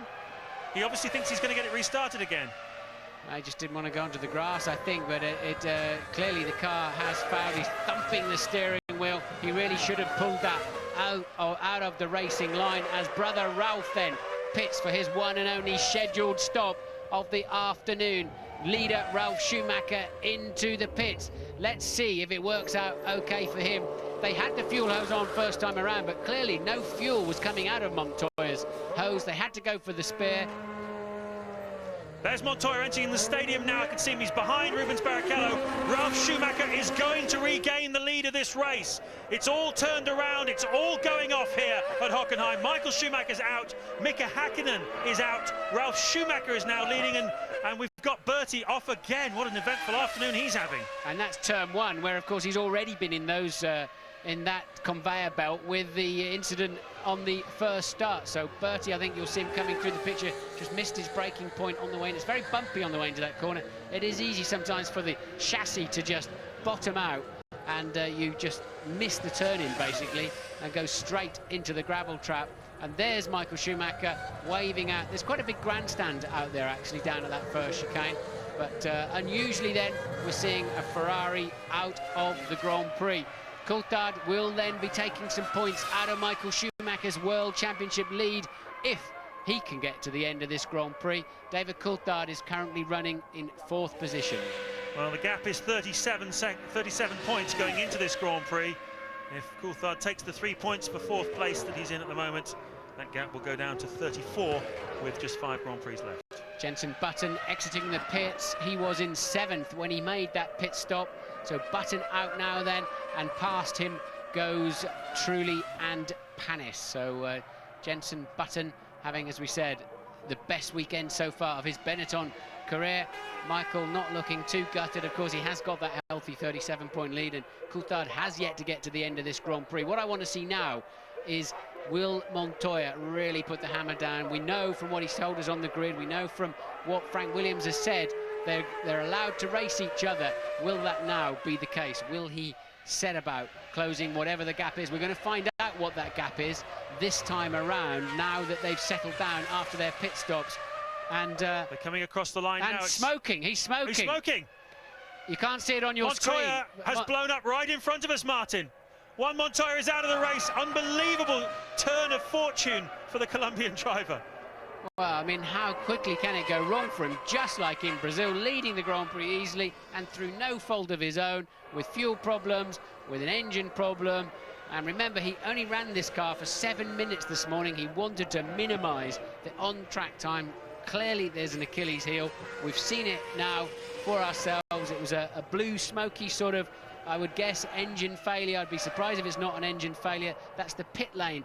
That's why you saw the car flashing through despite having jumped over the wall there. He's crossed the pit lane, so Ralf Schumacher then leads from Rubens Barrichello by 10 seconds. And Coulthard now up into third place. Yes, more points for David Coulthard. More points eating into the lead of Michael Schumacher in the World Championship. It isn't over yet. And Juan Montoya had another terrific afternoon, hasn't he? Through no fault of his own, he's out of this race. Michael Schumacher also out of the race, just signing a few autographs as well. His luck at this circuit has really been poor over the years. Only won once back in 1994. You think of all the years that Michael Schumacher's been competitive. Here's another look, Martin, at Montoya's demise. I think it's our first look, really, isn't it? We just happened to see him out of the window here of the commentary box smoking, and that obviously is the right bank of the BMW V10 letting go there. And good night and thank you from Juan Pablo Montoya. Well, this is the circuit on which a nutter walked out last year and caused chaos in the Grand Prix. It's an eventful race. It's been eventful for all of these men who are now reduced to the role of spectator. Luciano Berti, he's certainly had quite a time of it this afternoon. Michael Schumacher, Mika Häkkinen's on the sidelines, Pedro de la Rosa, Nick Heidfeld, Kimi Räikkönen, Eddie Irvine, and of course Juan Montoya. 12 cars still running after 26 laps. And of those cars that haven't stopped yet, third place man Coulthard, fourth place man Fisichella, believe it or not, in the Benetton, sorry, and Jarno Trulli, seventh place man. We saw him spin off earlier on. He did recover, of course, down in seventh at the moment. He's also yet to stop for fuel this afternoon. They must be coming in quite soon. Indeed. Of course, Martin, this is one of these rare races when a lot of front runners drop out. Michael Schumacher, Mika Häkkinen, Montoya from the front-running teams. It's an opportunity for the smaller teams to fill their boots, get some points. It looks like Fisichella at the moment, Alesi there in the points. Fisichella fourth, Alesi fifth. That's Fisichella making his stop, so he'll drop him out. But he's not. He's quite a big gap over Villeneuve. He'll come back behind Villeneuve. He may just be on the fringes of the points after this stop. Nevertheless, an opportunity for all of these guys to get some much-needed points. McLaren mechanics in the pit lane too for this man, David Coulthard. There you see it. So Coulthard in a solid third place. He was 29 seconds ahead of Fisichella, so should easily be able to retain that third place. Just down the road in front of him by 6 seconds is Barrichello, second place man. Barrichello's also yet to stop, but of course so has David Coulthard, and we've seen the Ferrari is faster this afternoon for whatever reason than the McLaren. So this is your leader then, moving into lap 28. Ralf Schumacher 10 seconds ahead of Barrichello. Barrichello yet to stop again, and Coulthard in for his one and only stop of the afternoon. Quite late, isn't it? At the end of lap 27 for Coulthard. Ted Kravitz. Yes, James, there were looks of resignation at Williams when Juan Montoya blew up. So Coulthard into the pit now ahead of me. A set of scrubbed Bridgestones on for him. Just looking at the tyres. Oh no, the fuel hose does go off. It's an okay one-stopper. The tyres are in a terrible state though, around 10 seconds. I thought it seemed not too bad actually. If that clock of eight and a bit seconds of fueling seemed pretty good for me for a one-stop. Of course, he now has less distance to go to the end of the race than he has travelled so far. So, and is that smoke I just saw coming out of the back of Coulthard's car?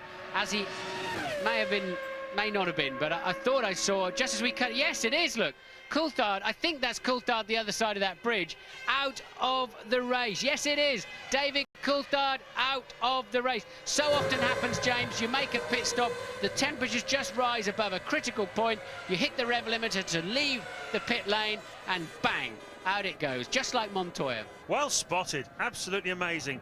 Indeed, David Coulthard is out of the race. The front runners dropping like flies. We've only got 2 cars from what are considered to be established top 3 teams still running in this German Grand Prix, and they are Ralf Schumacher and Rubens Barrichello. Rubens in second place, just 9.9 seconds behind Ralf, but of course Rubens has to make another stop. Jacques Villeneuve is enjoying the afternoon. He's now up promoted to a podium position in third place. Fisichella up to 4th, Panis is up to 5th, and Jenson Button, for the first time this season, is in a points-paying position in 6th place. Now that'll be critical for Benetton to score some points. Right now, they're headed to be at the far end of the pit lane for next year when they reshuffle the pack based on championship positions. That's the stricken McLaren of David Coulthard, and that is the European Minardi of what must be, no, it's Marquez. Marquez is in the pit, so Marquez having a dismal afternoon too. Norbert Haug then, both of his cars. He's the Mercedes-Benz sporting boss. Both of his cars now out of this Grand Prix. And the BMW people will be sitting on all of their crossed fingers and toes. They would like to win this race. Or maybe for the second consecutive year, this man, Rubens Barrichello, can win the German Grand Prix for his second Grand Prix victory. Ralf Schumacher leads from Barrichello. Coulthard showing third on the computer, but now out of the race. So that elevates Villeneuve into third. Fisichella is fourth. Panis is fifth. Button is now sixth. Alesi seventh. Trulli 8th, and Bernaldi in 9th. Verstappen rounding out the top 10.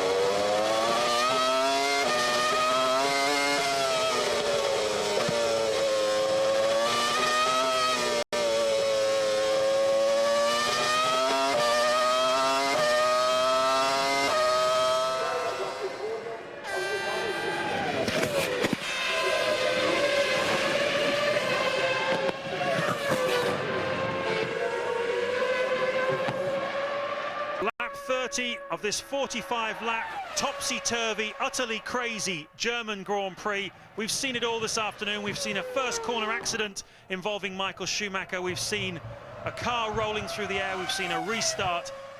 Many of the front runners have dropped out, some of them after pit stops, some of them with engine blow-ups. And it now means this man, Juan Montoya, led until his pit stop dropped him down into third place. A disastrous refueling for him. Dropped him right down, and then his engine blew up, and it's meant that Jacques Villeneuve in the BAR is up in a possible podium position. It means that Fisichella in the Benetton had such a miserable season so far. He's now in fourth place in a points-paying position.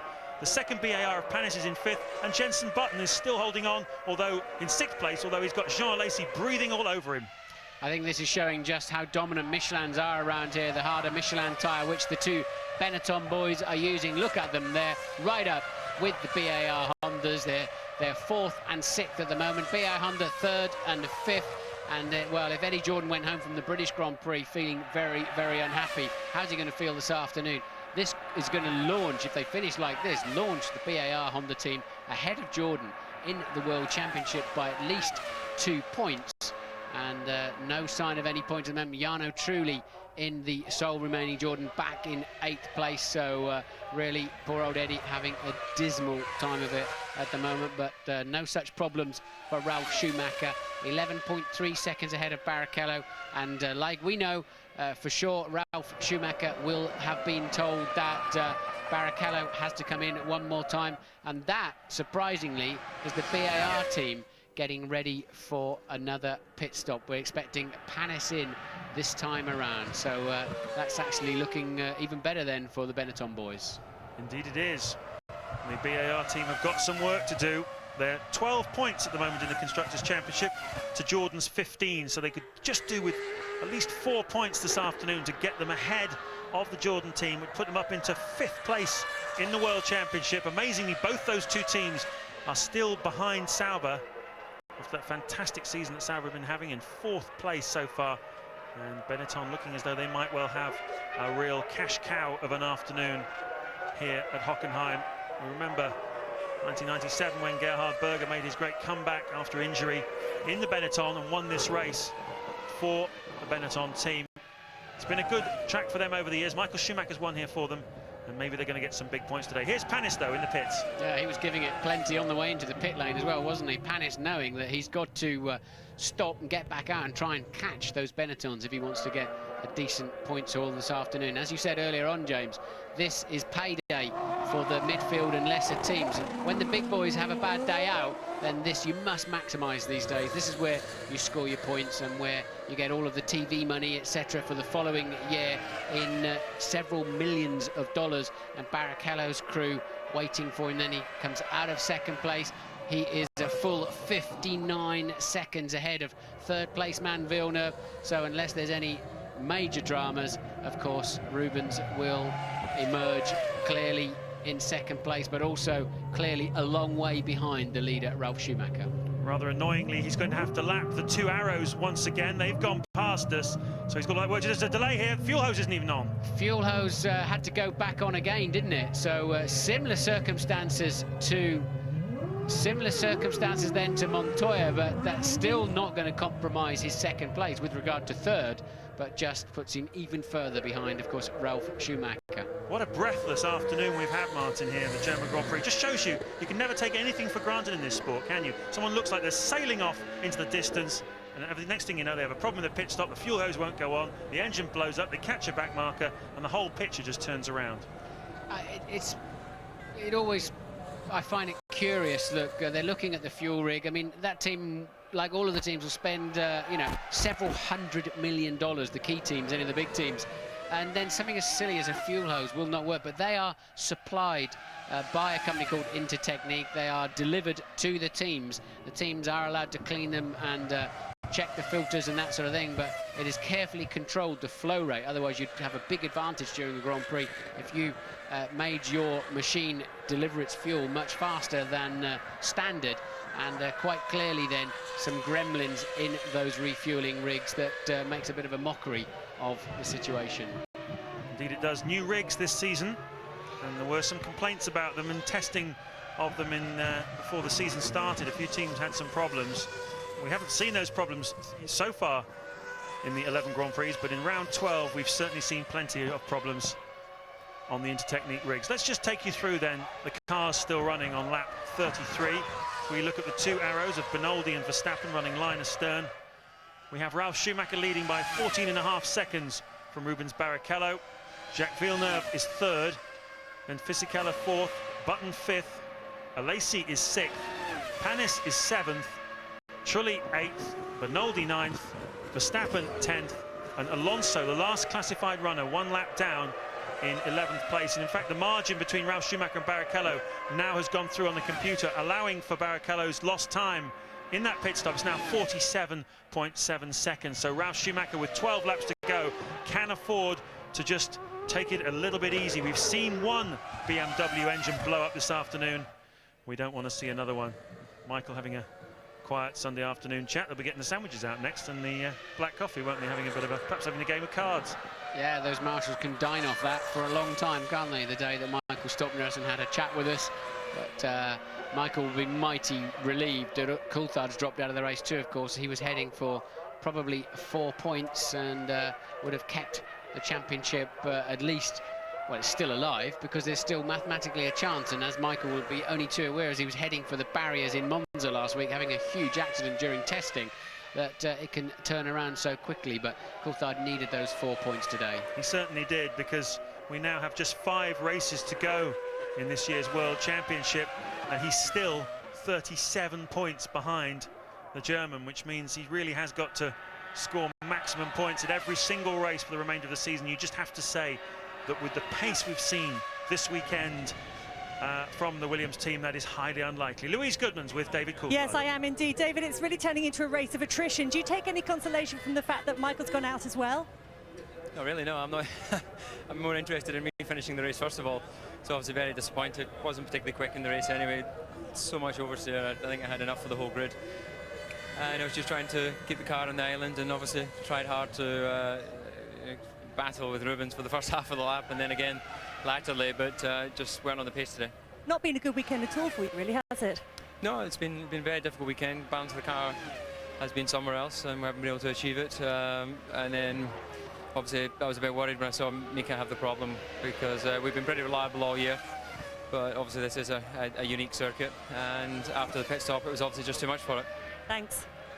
I'm travelling home with David tonight. That's going to be a bit of a grim plane journey. I think that's going to be a bit of misery, because that's not the result he needed today. But what can you do, really? You can only press the throttle pedal and keep turning the steering wheel, and if it won't keep running, not so much you can do about it. But third place man Villeneuve then, he is currently 24 seconds behind Barrichello now. That pops up on screen as I'm talking about it, because, of course, Barrichello had a very, very slow pit stop. So Villeneuve in a podium position. Good afternoon for a number of these smaller teams. Villeneuve holding on in third place. That'll be his second third place of the year, back at the Spanish Grand Prix. Villeneuve up on the podium once again, and of course he's just recommitted, hasn't he, to BAR for next year. Both drivers are staying at BAR, so currently they're running third, and Panis, with that second stop of his, has dropped down to 7th place. There's another side to this as well, Martin, which is BMW Williams are chasing McLaren in the Constructors' Championship. 20 points McLaren were ahead of them in second place before this race. This will be 10 for Ralph if he can get to the finish, and that will bring that margin right down there. Frank Williams and Patrick Head are determined to get second place in the Constructor this year, and I know that Ralf Schumacher is gunning for David Coulthard in the Drivers' Championship as well. The gap between them was 13 points, as we see Jarno Trulli pulling out of 8th place in the race. The gap between Ralf Schumacher and David Coulthard was 16 points going into today's race. It will be down to just 6 with 5 races to go. So McLaren certainly can't take anything for granted. Lap 35 then. Ralf Schumacher leading Rubens Barrichello. Villeneuve holding on in 3rd place ahead of Fisichella 4th, Button 5th, and Alesi in 6th place.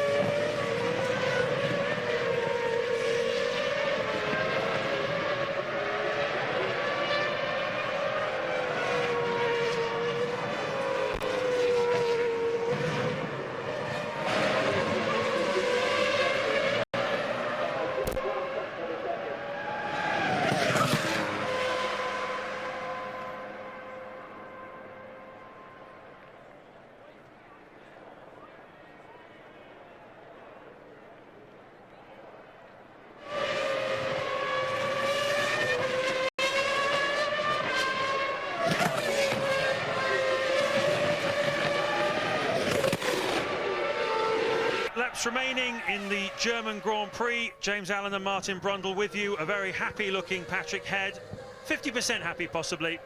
Their man Ralf Schumacher leading this race, looking very comfortable with a 49-second lead. The 50% of him which will be unhappy is the one which will be reflecting on the fortunes of Juan Pablo Montoya, who led this motor race, looked like he was going to win it, and then a sequence of events, first a poor fuel stop and then an engine blow-up, put him out of contention. And Louise Goodman can tell us a bit about Montoya's situation. Yeah, he was indeed 100% unhappy, as you would imagine. He has actually left the circuit already without speaking to any of the journalists. He did have a quick word with Anne Bradshaw, the team press officer. None of it apparently repeatable on a family show, so I think you can judge your own conclusions from that. But I can confirm it was an engine problem that put him out of the race. So Montoya then joining the other 12 people that are currently out of this Grand Prix. Trulli then has dropped. There's 10 runners. Trulli out, engine problem it looked like. Coulthard, engine problem. Marquez stopped in the pits. Montoya, engine problem. Michael Schumacher looked like electronic or fuel to me on the side of the road. Luciano Berti went off into the barriers in turn 1. Raikkonen, some kind of problem when he was in the pits. Same with Irvine, dropped out of the race after or in a pit stop. Hakkinen, fluid pouring out of a radiator on the left-hand side of the car. Zonta, what happened to him? That's a long time ago, isn't it? Heidfeld knocked out of the race when De La Rosa, the first retiree, smashed into the back of him at the first chicane of the second part of the race. There was a restart because there was a big accident. Michael Schumacher's Ferrari lost drive, heading down to turn 1 of the first start and was slammed into the back of by Luciano Berti. Debris all over the racetrack. They had to restart this Grand Prix. Has been incident-packed afternoon. Plenty for the photographers, the journalists and the TV crews around here to report home about. The headlines tomorrow will scream of cars up in the air, of leaders out of the race. It's been a very eventful German Grand Prix. Martin, I have to ask you, as we have just 5 or 6 laps to go, a difficult one this, I think, imagine today. Who is your driver of the day in the German Grand Prix? It's got to be Montoya. A great pole position. He's certainly, I think, lifted himself on a new level this weekend for his Grand Prix career and was just easily leading the race, wasn't he? The problems he had were absolutely no fault of his own, so Montoya surely the driver of the day. It's an indication of just how much Montoya has got his act together this season, that in the 4 races that you and I have commentated on together, he's been your driver of the day 3 times. Is that right? Yeah. Oh, that's interesting. But you know, maybe Montoya's stopped the silliness of having fights with Villeneuve and making unnecessary comments. Maybe he's realised that these guys that are winning Grand Prix and winning World Championships are so focused. They don't dilute their effort in any way. They just focus on what they need to do and the people around them to get the performance they need. And I think there's a new confidence level in Montoya, and Ted is down in the pits. Yes, Martin, it really is incredible how much of a car breaker this circuit is, but it is a sign, I think, of how stressed the cars and the engines are these days. It is ironic, therefore, that Benettons, who they've got some of the least power in the pit lane with that Renault, are currently 4th and 5th. They can just keep going all afternoon. I can tell you at Williams, Ralph has just had a pit board which just says oil pump, oil pump. So there's still 5 laps for something to go wrong with that Williams. Yes. Yeah, that'll be topping up a tank somewhere. They've got telemetry on the car. The pits will know any levels, fluid levels on the car. That's oil, water, hydraulic pressure, whatever. And quite clearly they want him to top something up or put some kind of auxiliary pump on. You're looking at the battle, and it is a battle for 5th place between Jenson Button and Jean Alesi. Button doing extremely well to keep the Frenchman behind him. We know how hard Jean likes to charge. He's had points already this season. He's hungry for more. Button desperate to get as many points as he possibly can. It's been a very barren season for him. His teammate Fisichella is 7 seconds ahead of him, and he would dearly love to just keep exactly where he is now for these remaining 5 laps here at Hockenheim. That's Olivier Panis, who's dropped down to 7th place as a result of his 2nd pit stop. Martin, where do the teams go from here? It's been a bit of a watershed race this for a lot of people, hasn't it, this German Grand Prix? Certainly from a championship point of view, Coulthard's really got a mountain to climb. Williams look like they're really there for the remainder of the season. McLaren, they've just not been at the races all weekend. Where do they all go from here, do you think? It's a tough call here, James, because they've got to decide whether they're going to put all of their energy and focus into next year's car now already. Most of the key teams will have those penned and underway to a large extent. So, you know, where do you put your resources? Do you put them into a season that's slipping away from you, or do you put them all into next year's car? Certainly, McLaren do have a lot of work to do, and I think it has to be said the Mercedes-Benz engine is not as powerful as it needs to be, does not allow them to run the downforce they have to run.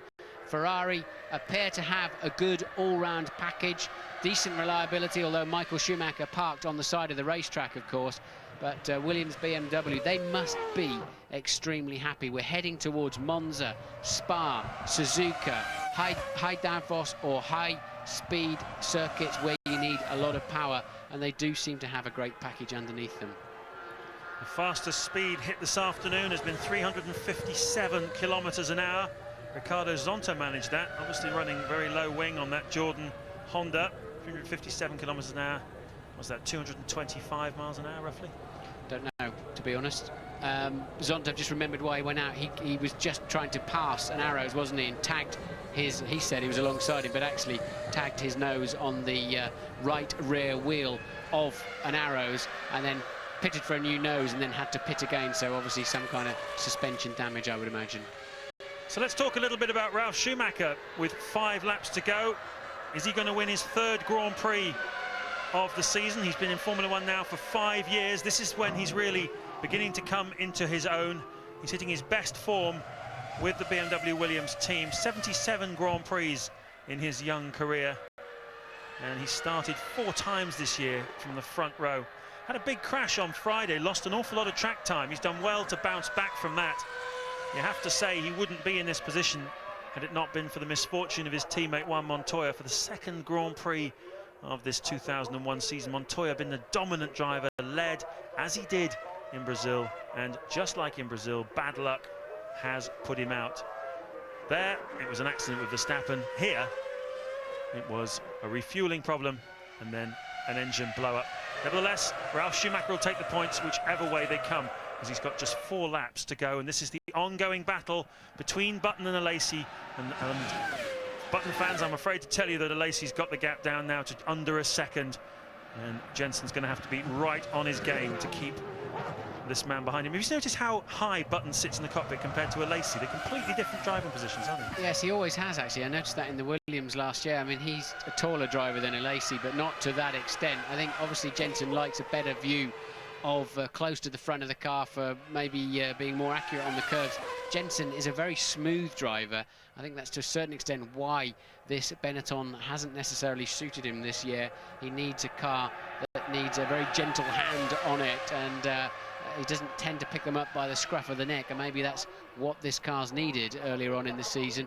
But Button, as you point out, very much under pressure. You can almost, if there was a little window in the front of his crash helmet, for sure you'd see the teeth of Jean Alesi gritted, trying to catch that Benetton. He's already in the points as Alesi in 6th, but he would like 2 points, I'm sure, for his 3rd point-scoring race of the season. I'm sure when you're driving these things, Martin, you're not aware of what you're doing. You're just concentrating on driving. Do you ever catch yourself sort of snarling, or ever catch yourself doing anything strange inside the crash helmet, or breathing very hard or anything like that in situations like this? Oh, you talk to yourself nearly all the time, and yeah, there's Michael listening to well, don't know what I'm assuming it's the race. It certainly won't be cricket, will it, or whatever, but sometimes you get out at the end of a Grand Prix and your jaws ache because you've clenched your teeth. Certainly in Monte Carlo, where you're concentrating and working so hard, and your jaws actually hurt. Interesting you should say that. My dentist believes that the reason David Coulthard's cheeks are the shape they are is because he grinds his teeth too much. I don't know if that's true or not. We'll have to take it up with him sometime. Here's a nice super slow-mo of Ralf Schumacher locking up his left front tyre. And those Michelin tyres, Martin, have been the story, really, of this weekend, haven't they? Yes, indeed. You'd think that the wide fronts of Michelin would hurt the straight line speed. I remember when we used to come here with a Tyrrell with a normally aspirated engine, we used to try and pump the front tyres up to reduce the bulge at the bottom of them, anything for a bit less frontal area and a narrower front tyre. Tyrrell even tried, I think, front tyres on the rear at one point as an experiment to see if they could get down these straights faster with less frontal area, but it doesn't seem to have hurt this BMW. I think aerodynamics have moved on an awful long way in that time, and the drag really is lessened and minimised by some very clever work around the front wing and the barge boards and how they control the air flowing over the car from the very tip of the nose. More points on the horizon for Jean Alesi. He's had a good season, centre part of the season. Got a point in Monaco and 2 points in Canada. That's the two Arrows cars. They've only got 1 point so far this season. They're not going to get anything today. They've been together pretty much the whole race. Enrique Benoldi has been in front of Jos Verstappen, his more experienced teammate. And Benoldi extremely lucky still to be in this race. He had Luciano Berti vaulting over the top of him at the first stop. But it looks like Verstappen is now putting some moves on Benoldi. He wants to get past him. You can see Benoldi getting past Verstappen here. Yeah, it's Benoldi down into the third chicane. Does he make the move stick? We assume he did, because later on we saw him ahead of Verstappen. So that's a really good scrap for 8th and 9th. They're over a lap behind, unfortunately. So they're probably best part of 5 miles behind the leader in this race. Such is the pace of Ralf Schumacher. Staggering, isn't it? He's backed off a bit now, though. He's only got 2 laps to go. In fact, he's only got 1 lap to go at the end of this one. Ralf Schumacher, and his lap pace has dropped off into the 1 minute 47s. There's Rubens Barrichello. He'll be reasonably pleased with his afternoon's work. Started this race 6th on the grid, managed to get himself up into 2nd place.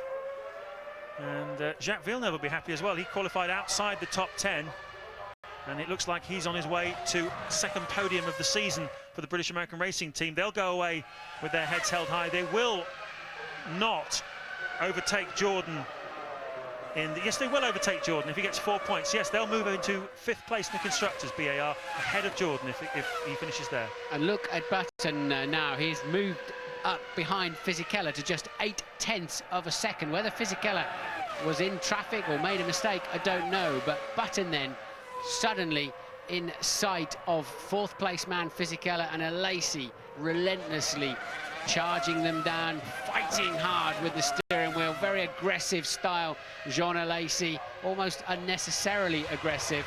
But they're then 4th, 5th and 6th. But Ralf Schumacher has left turn 1 for the final time of this Grand Prix, and still round there at the 3rd chicane. He's got the whole stadium to go yet.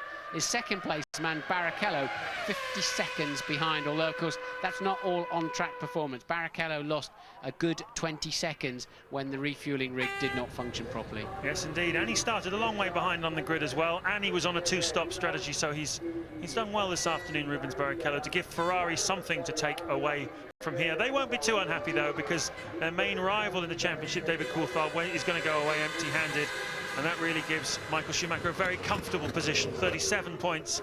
He is in front with 5 Grand Prix to go. But today has proved, I think, that even though the championship looks like it's heading Michael Schumacher's way, we still have some extremely exciting Grand Prix racing in front of us in the remainder of this season. Anything can happen in the remaining races. Williams look like they're strong. They're going to fight back, and it's going to be great, I'm sure, between now and the end of the season. David Coulthard was fighting to catch up with Michael Schumacher. Now he's fighting to fend off Ralf Schumacher. As you said earlier, he'll be just 6 points behind 2nd place in the championship man David Coulthard if he completes this lap and collects the full 10 points this afternoon. Just the stadium to go then. With some Williams, Michelin, BMW circuits like Monza, Suzuka and Spa coming up, Coulthard is going to have to be at his very best to keep them behind him.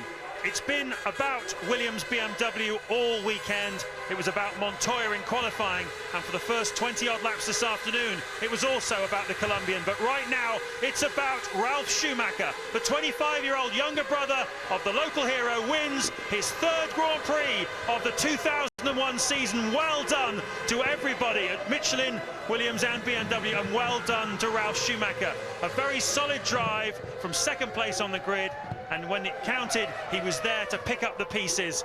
And Rubens Barrichello will come around in 2nd place. There's Michael Schumacher managing even a smile, because his younger brother has won yet again. He said to me, actually, Michael, the other week, that it gives him enormous pleasure when his brother wins, even though sometimes it means he doesn't win himself. I think he's genuine about that too, by and large. So can you imagine how it must feel? You're 26 years old, you're just winning your home Grand Prix in front of this magnificent amphitheatre.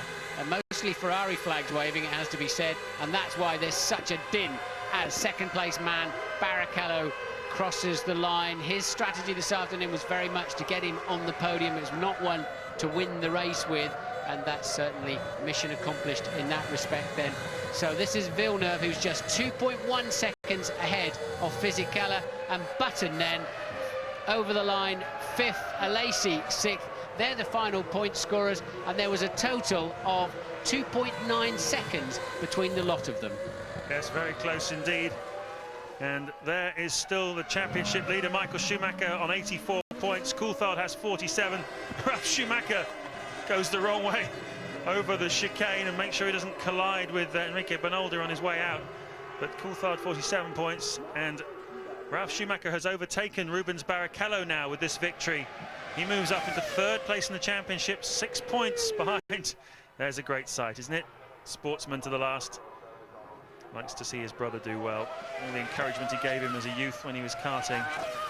It's been a reasonable day for the Schumacher family.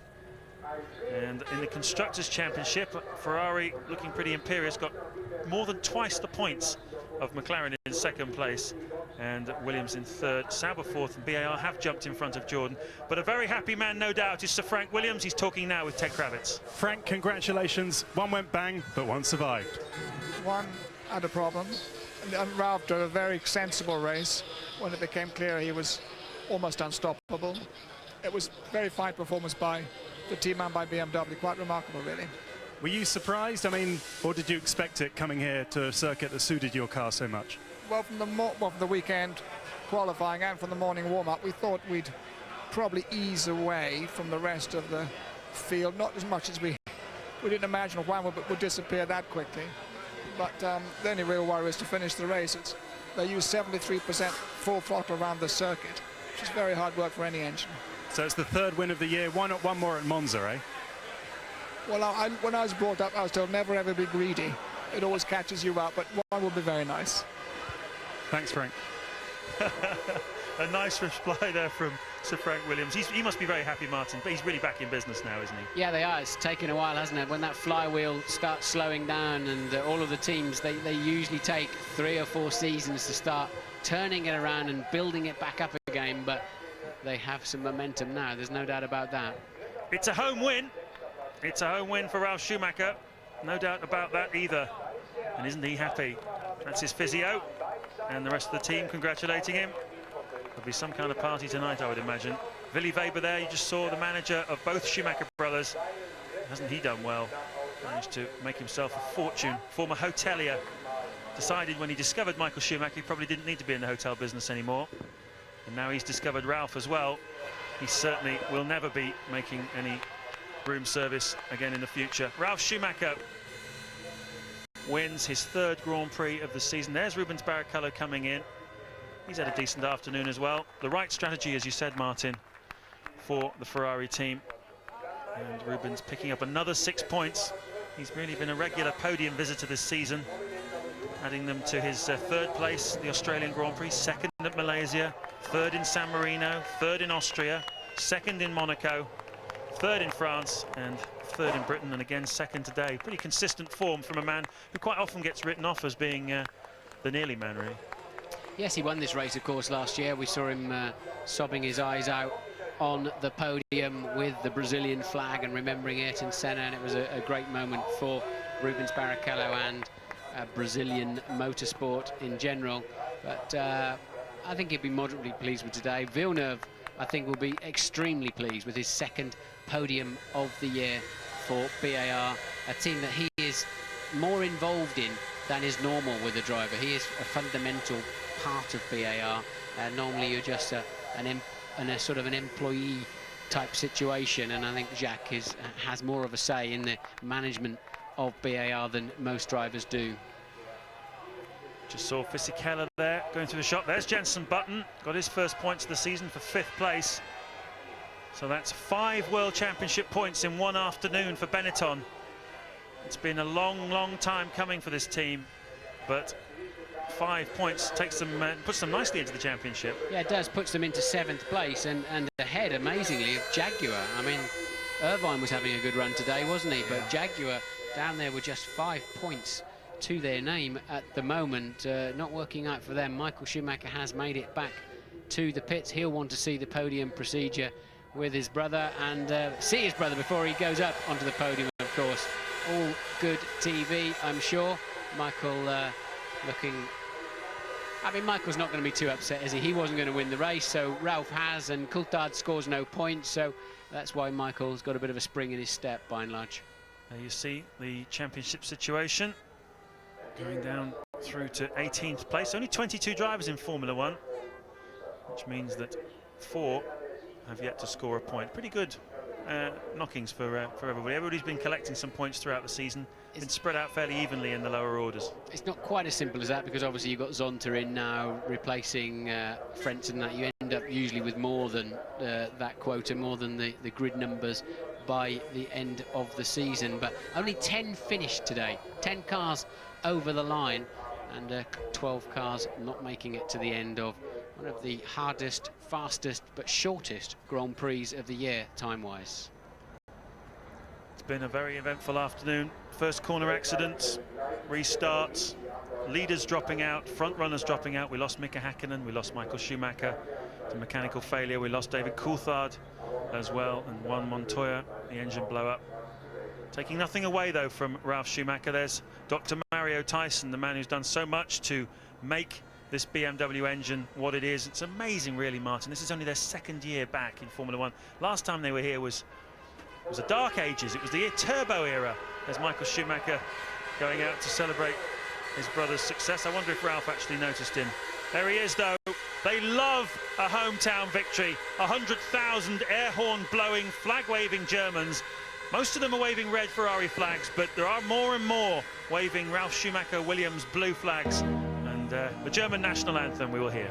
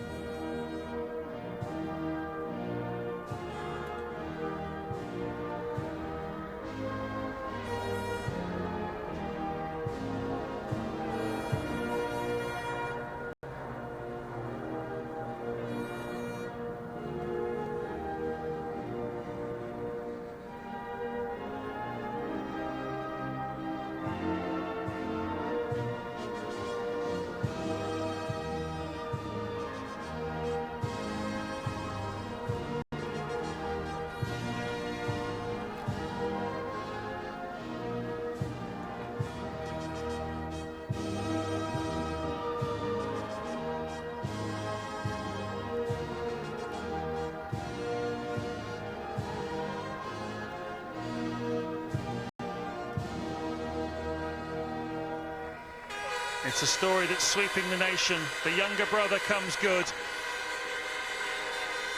Don't they love it?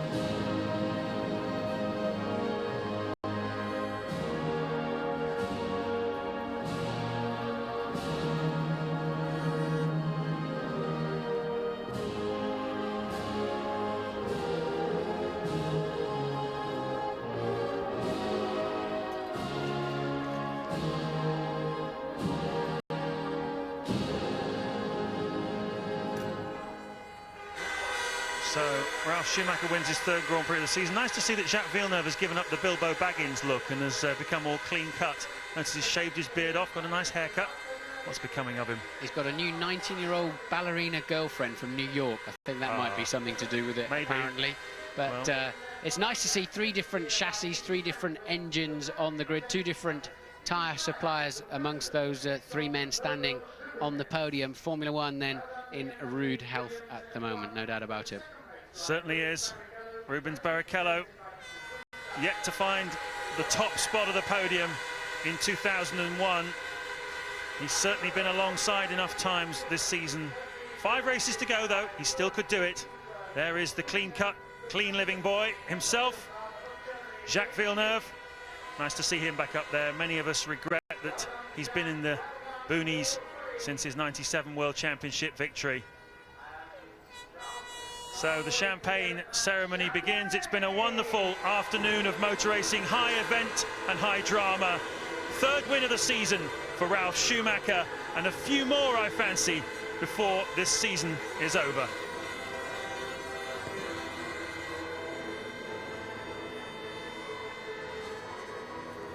Thank you, James. Thanks to Martin Brundle as well. Ralf Schumacher, a big victory for him, his first podium actually in the German Grand Prix. Only the strong survive around here. 10 finishes. A little pat on the back to host broadcaster RTL for the quality of their coverage. Williams putting the squeeze on McLaren, and with the high-speed circuits looming after Hungary, they will fancy their chances for the rest of the season. Montoya so unlucky. Another stormer from Barrichello. There is so much to discuss when you rejoin us at Hockenheim.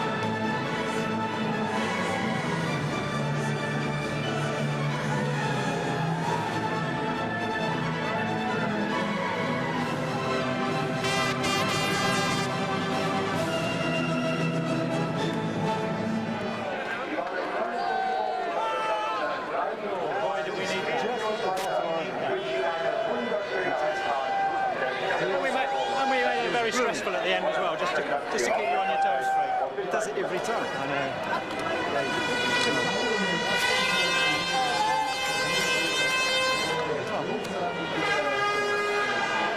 Boy, oh boy. 2 points behind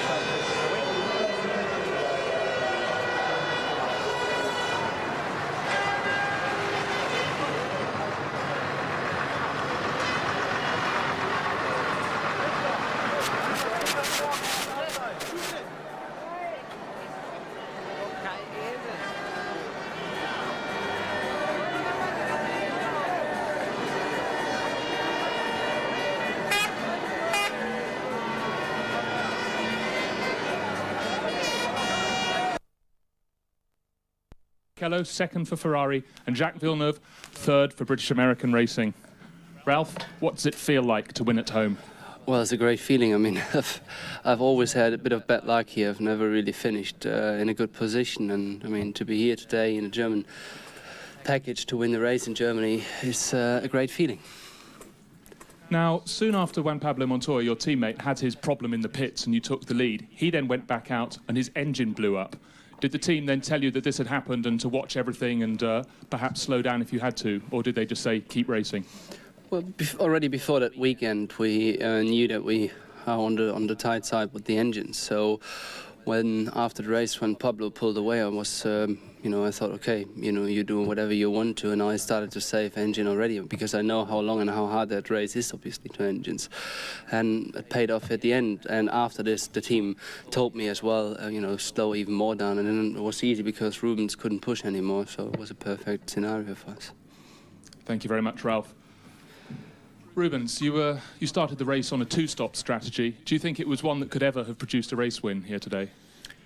Well, I mean, thinking that the two Williams were on another level, I think the best of what I was hoping for, or what I could achieve, was third, basically, because they were really fast. So I think it paid off, to be honest with you, because I was the only one on their pace to start with, and I took a long time to overtake David.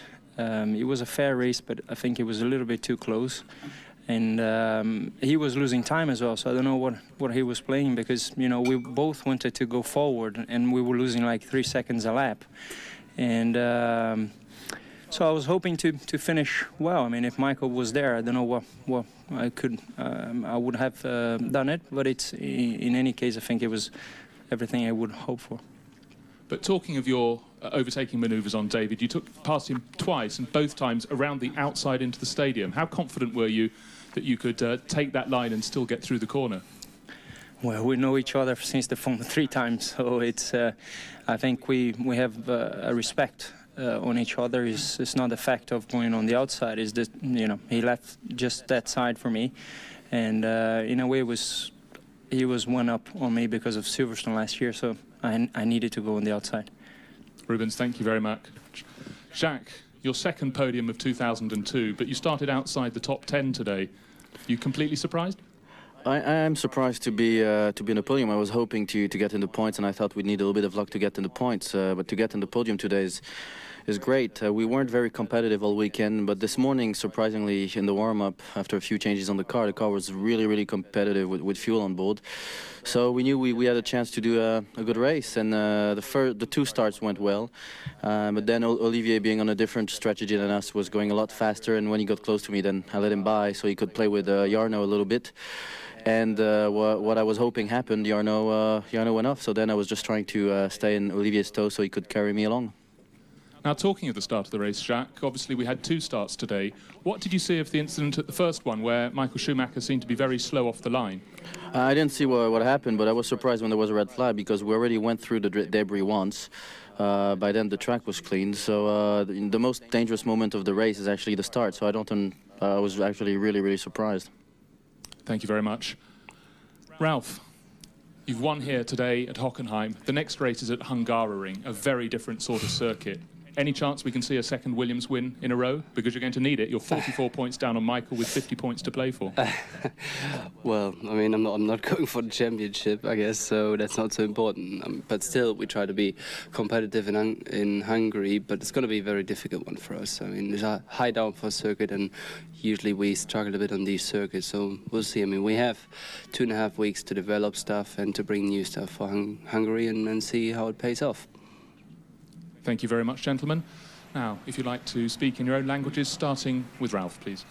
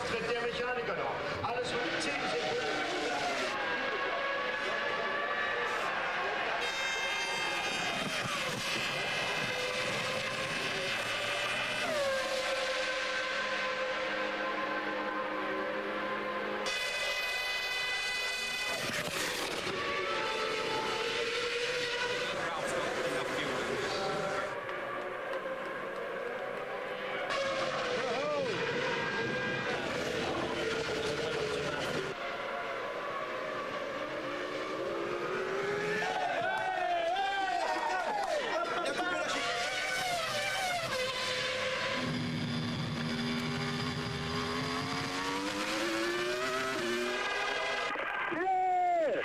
Well done. Got it to the end. That's what matters.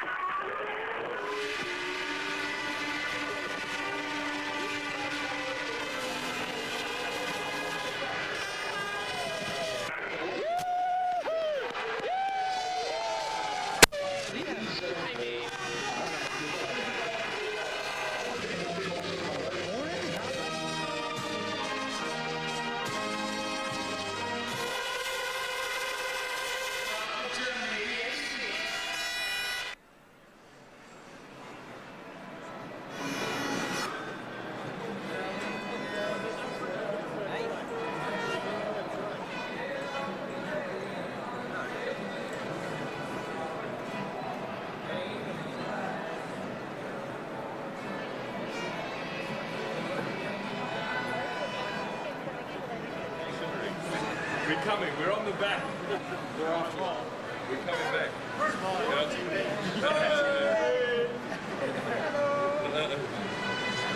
Yeah, if I salmon out, I'd be shooting myself. With 3 points, I'd design a new tub. Would you? Oh, fucking hell.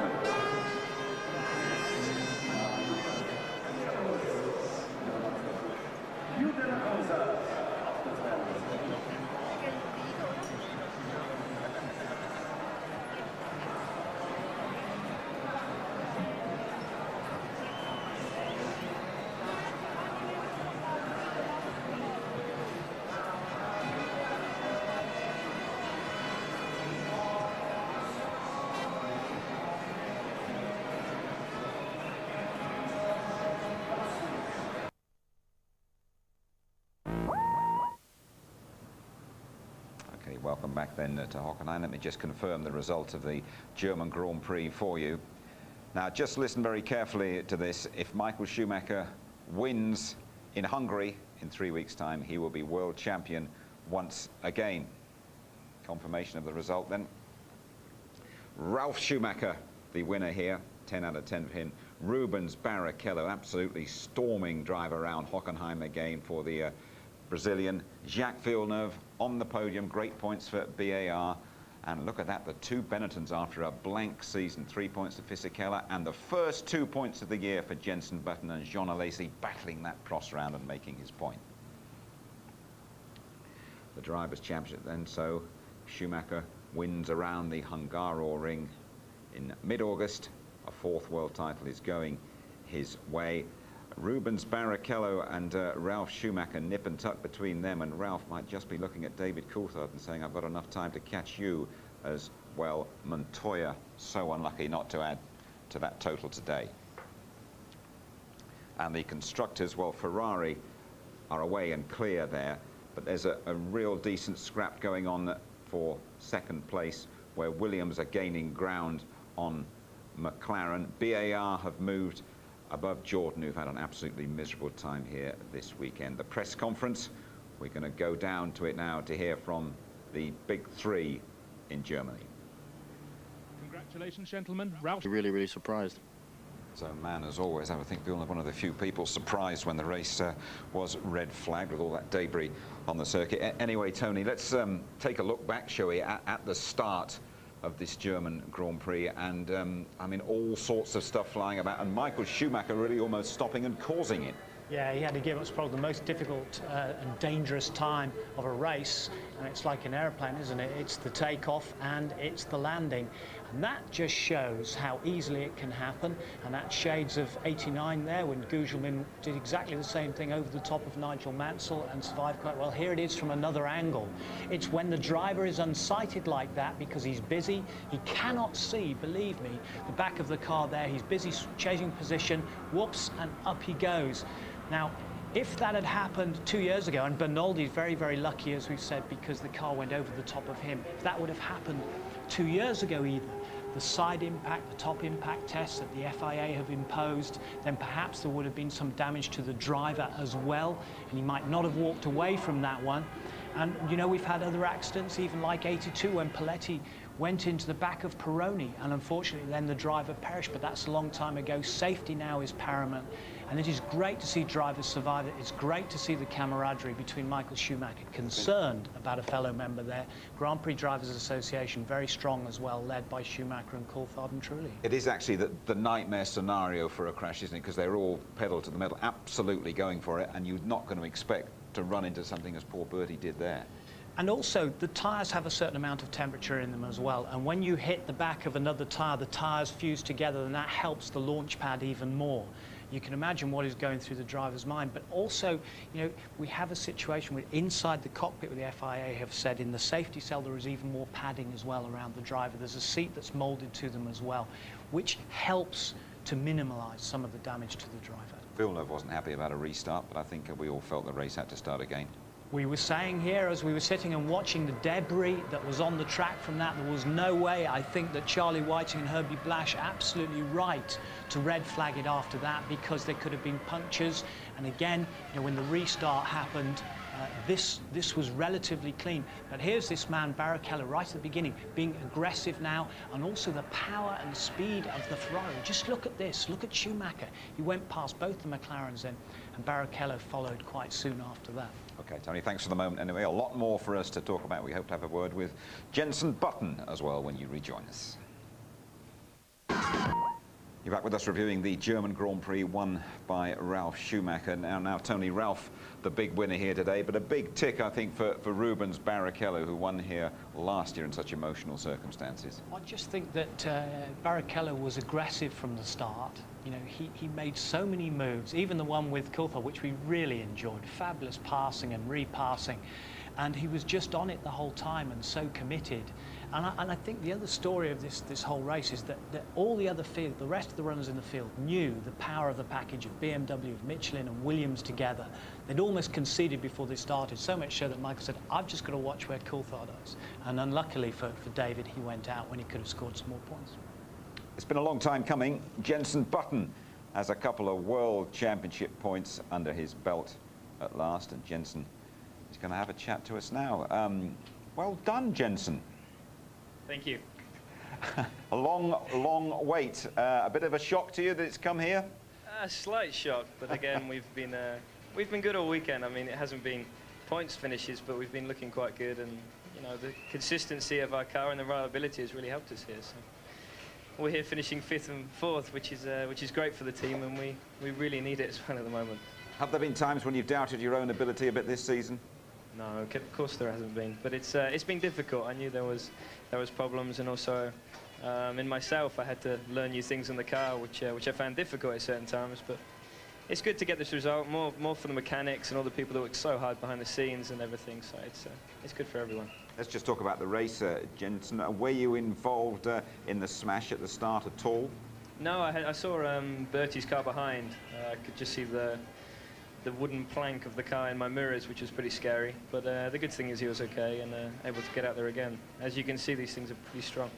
And you ran nip and tuck with your teammate Giancarlo Fisichella for quite a while, didn't you? And he got past you. We didn't actually see that. What happened there? I was at the start. I got a good start. I think he got blocked in. And the good thing was that we were running with cars that we weren't expecting to be. For example, the BARs and the Jordans. It really proves, you know, our tyres seem to be working well. I think the Michelins are. And also the car was very reliable and up to speed. It was good to see and great to feel. It's so much, you know, it's a much better feeling when you're able to race with cars like that. It's very different for you, this one, compared to the one that you had at Williams. Are you learning along the way? Yeah, definitely. I've learned a lot this year. You know, and it's been a tough year for me, but it's, you know, it's getting better. We're still going to have tough races, I think. But I've learned a lot, and hopefully that can show over the rest of the year and also next year. But the best thing to get a 5th place here is, I mean, last year was a 4th place, and we've almost got the same finish, so hopefully the rest of the season will be the same. Everybody's taking a 3-week break now, Jensen, after what's happened to Heinz Howard Frentzen. There are 1 or 2 people on shifting drivers all over the place, really. Can you give us any steer on where you might be next season? Oh, next season? I thought you meant next week. Next week I'll be on holiday, and nobody's allowed to phone me at all. But next season, yeah, I'm at Benetton next year. That's what my contract says, and that's where I want to be at the moment, so that's where I am. Good. Enjoy your holiday, Jensen. Well done. Congratulations on the couple of points. Thank you. OK, one of the main movers in that team is Mike Gascoigne, and let's have a little word with him now after Benetton's best day of the year. Mike, I saw you just before the race. You said to me, different place but same blank, but it all turned around for you, didn't it? Yeah, I mean, it was a great race. Great boys did a great job, and both drivers did a fantastic job. I had a bet with the chief mechanic who said we'd score points today, and he bet me 20 quid, so I think I'd better go and pay him. How much do you owe him? I'll pay him quite a lot, I think. For the you were betting against your own cars, were you? He said we'd score points, and I didn't think we could, but it was a great performance. The tyres were very, very good, and apart from Giancarlo's little mistake at the end, both guys didn't put a foot wrong. Bit of a lucky day for you as well? Well, you make your own luck in the end, don't you? We've had to endure quite a lot. I mean, it's a tremendous result for Renault. They've had so much criticism over the engine. This is a power circuit. OK, we needed some people to drop out, but we got 2 cars to the finish. We've had lots of criticism about the reliability, and we've come home 4th and 5th, so it's something to enjoy. Well done. Thanks very much. Very pleased for Benetton, who've taken a bit of a slapping throughout the season. Very sad for Juan Pablo Montoya, who seemed to have the race won, didn't he? And the first sign, really, that things were going wrong for Montoya was his pit stop. Yeah, there'd also been a slight problem, if you remember, at Silverstone when Ralf Schumacher went slightly ahead and stretched the wires when he stopped. But this was a problem with the rig, and they had to switch clearly to Ralf Schumacher's fuel rig, which cost him an enormous amount of time. But we didn't really have time to talk to Gerhard Berger about it when he was here, the BMW competitions director. But he said last week to his drivers, we're not going to win the World Championship in 2002 even, because we're not ready. And one of the areas that we're not ready is in the pits themselves. We're too slow. We're losing valuable seconds. We're losing reliability with the car, as we could see by one engine going, as you can see by in the pit stop. It's not really the boys' top fault, you know, at all. It's gelling everything together to make a winning team, and potentially they could take the title next year, but not like that. It looked for a little while as though Michael Schumacher might luck into a few points, and he would have lucked into them once again, and then he ground to a halt. That's an unusual sight this season. It's unusual. That's 2 Ferraris that have failed because, you know, his race car had a gearbox problem. This has got some sort of problem. I was a bit sad that Michael hadn't actually got the car off the track there and out of the way at such a high-speed track.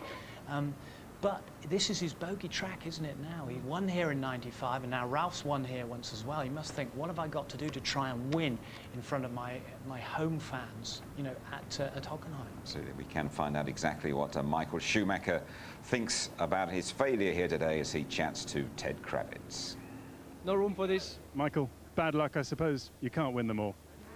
This is true, and I wasn't expecting to be a winner, but would have been nice to score another 6 points.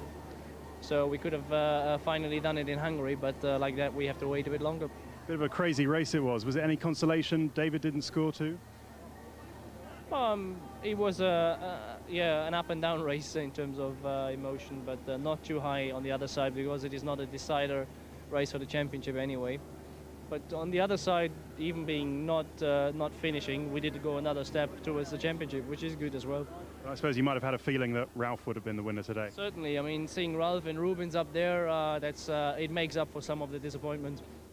By our mathematics, a win in Hungary for Michael Schumacher. It is world title number 4. Juan Pablo Montoya going for his first F1 victory after the pit stop. Worse to follow as well.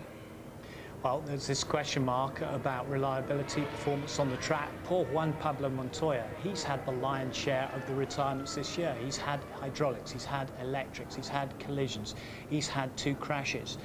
And now when he's starting to get his act together in qualifying, really learning the art of complete Formula One, the reliability problem hits him and this cruel luck hits him, which is why he's gone off without talking to anybody. He's an angry young man and quite I think in fairness what he said was unprintable. He said a few things before he left, but I'll leave that to your imagination. David Coulthard a bit more reflective after what happened to him here today, but the McLaren's never on the money throughout the weekend, really. No, I think David has lost out here because he didn't test in Monza, which is a high-speed place where you can test and you can really replicate the conditions here at Monza. His tyres, the car was chewing the tyres. He never had the right setup.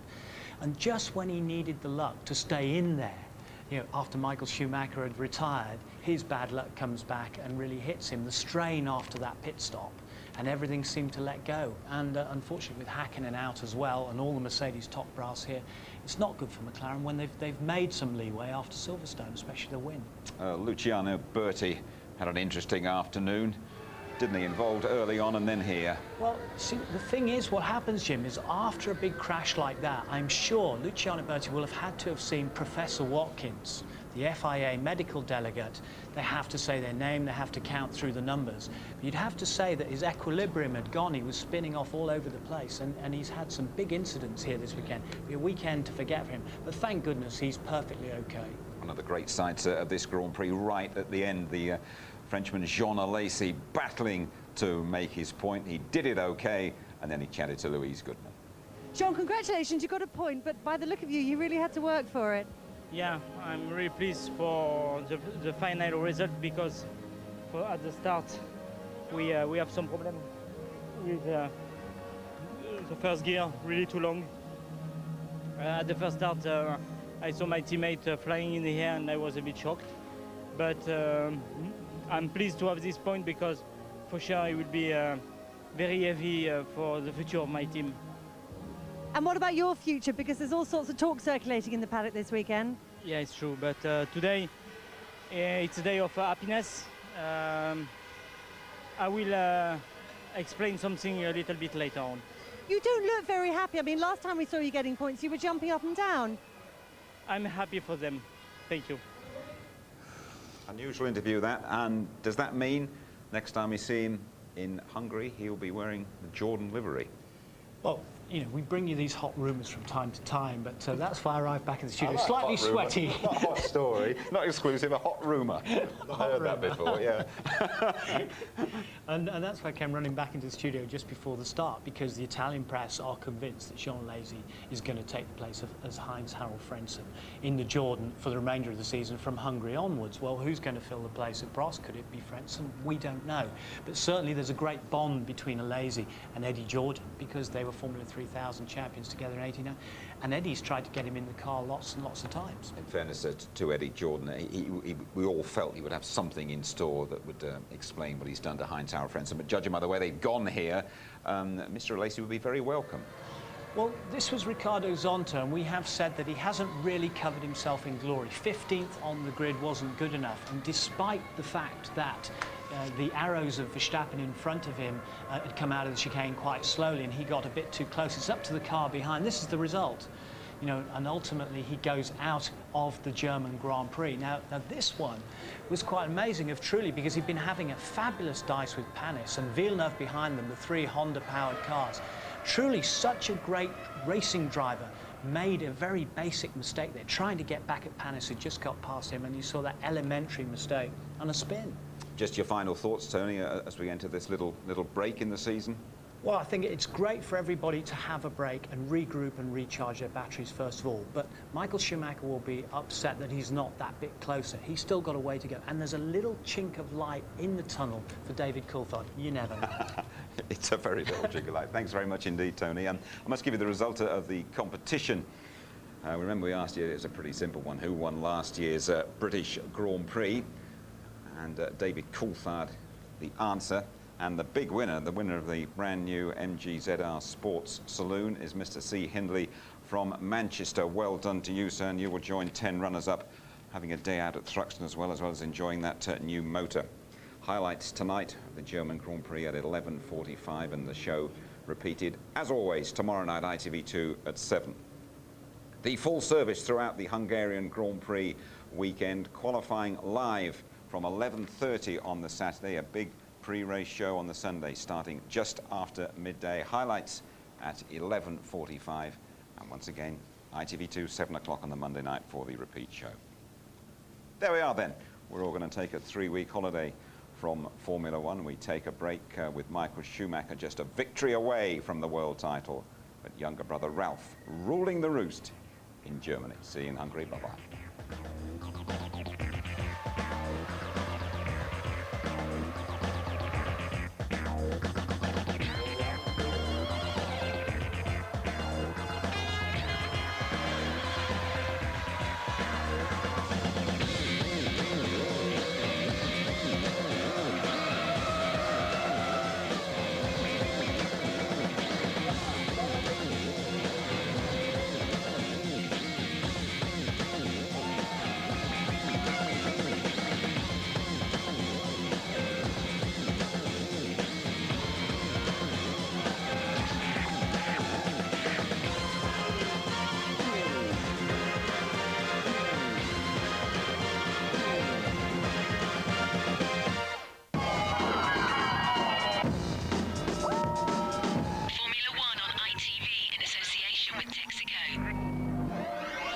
After the Silverstone victory, a step back again. What was it this time?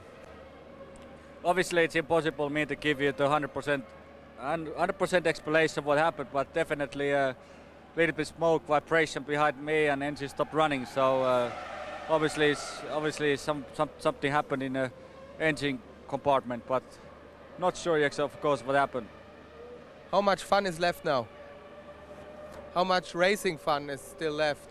Oh, plenty of. Yeah. I'm sure we found fun to race in the rest of the season. I mean, we just have to push. You know, this is motor racing, and it's not everything. It's not everything. It's no point to get depressed. We have to work together. There's many years ahead of us. So I think I'm very, very confident that way the team will be pushing and focusing, understanding the problems. We're going to be there, you know. Many years ahead means you most likely will stay with the team. Sounds good. That doesn't mean anything like that. I've just been in generally, you know, the team definitely working hard, and they will be definitely finding solutions problems like this. Like I said, there's plenty of good years ahead. Thank you.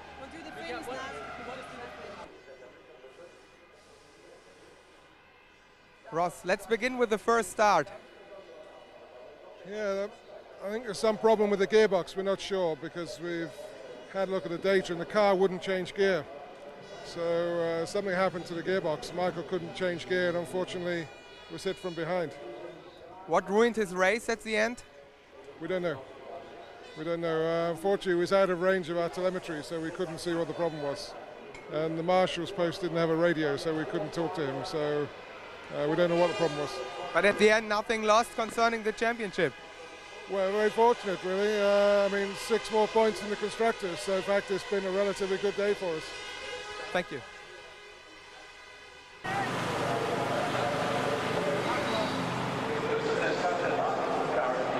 2014, Nigel. Absolute disaster terminal.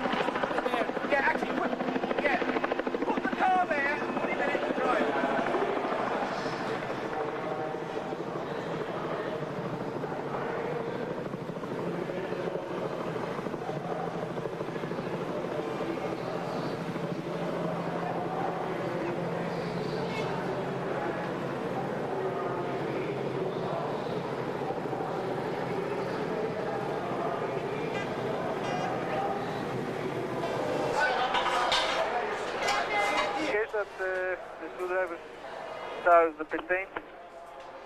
You start first? Okay.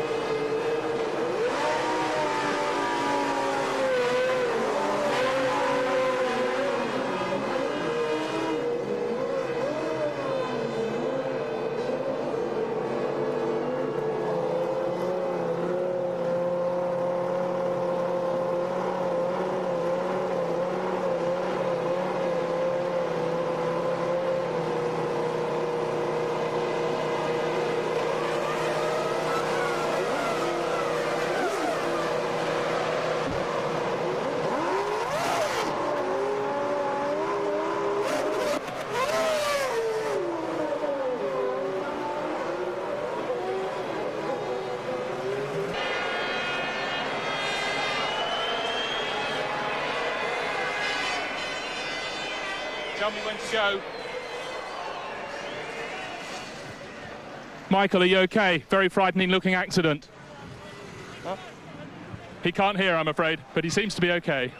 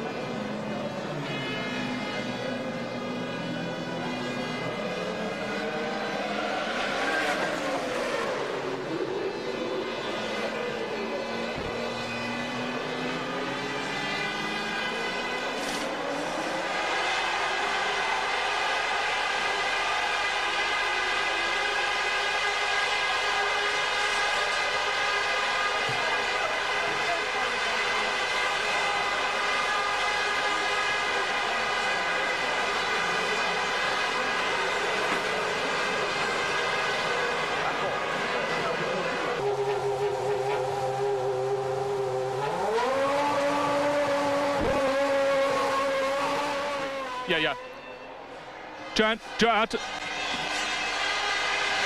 Joan Villa-del-Prat, a frightening accident. What chances that Luciano will be out in the spare car? He's definitely going to go in the spare car. He's okay, and he will use the spare car. Thank you.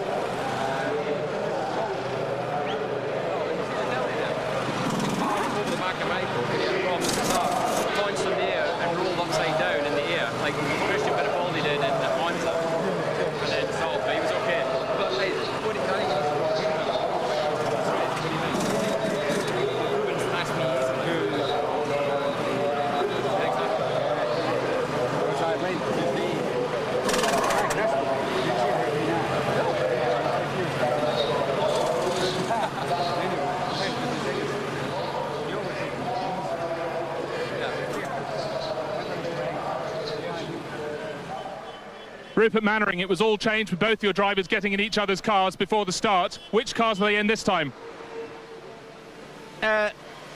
Tarso's in Fernando's car. Fernando's in the T car. Thanks very much.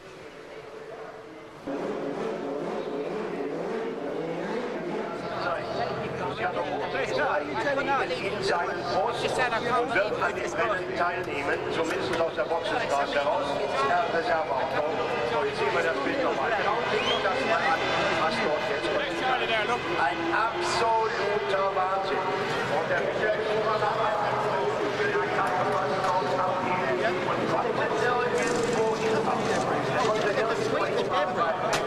It's easy to sweep them, for Christ's sake. Jetzt beginnt er langsamer zu werden. Immer langsamer. Jan und kommen angeflogen. Da war Ricardo Zonta, der ist ihr kopfüber auf den Asphalt aufgeschlagen. Just take a replay of the accident again. As I say, this is the arrows left as well. Enrique, they normally don't leave. That is out of the cockpit on the arrows there. It stays there. Finding those. But something right there, working away on the track and swinging the track next to the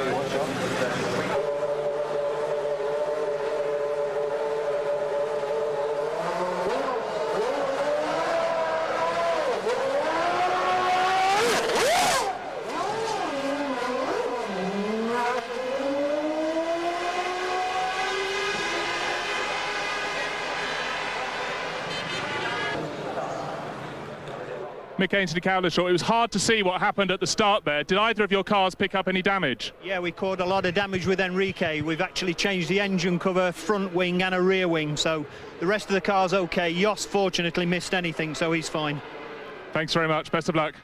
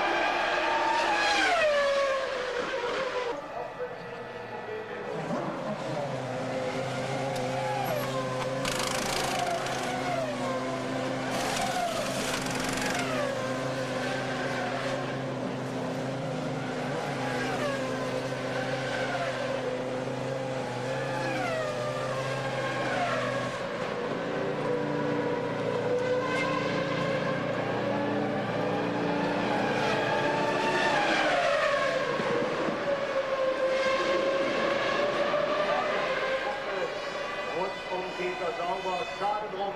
Neuer Rundenrekord jetzt für Ralf Schumacher. 048. Neuer Rundenrekord gefahren durch Ralf Schumacher. Let me get in there, let me get it. Okay. Instant count. Mika Häkkinen, what happened there? You suddenly slowed. Engine just stopped. Just stopped, you know, I don't know. No warning? Okay, very bad luck.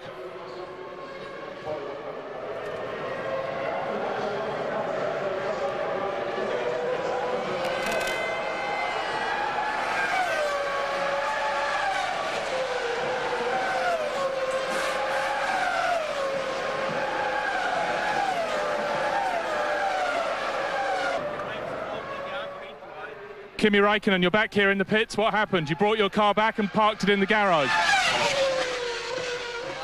I think so. Dry test broke down.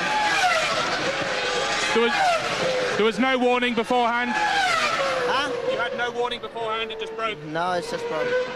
Tough luck. Thank you.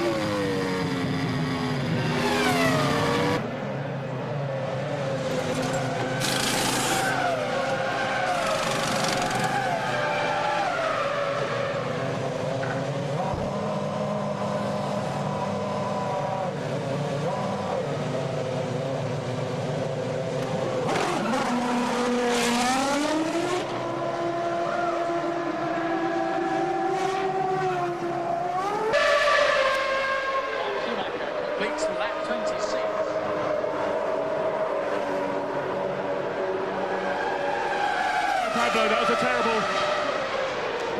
He doesn't want to talk, I'm afraid.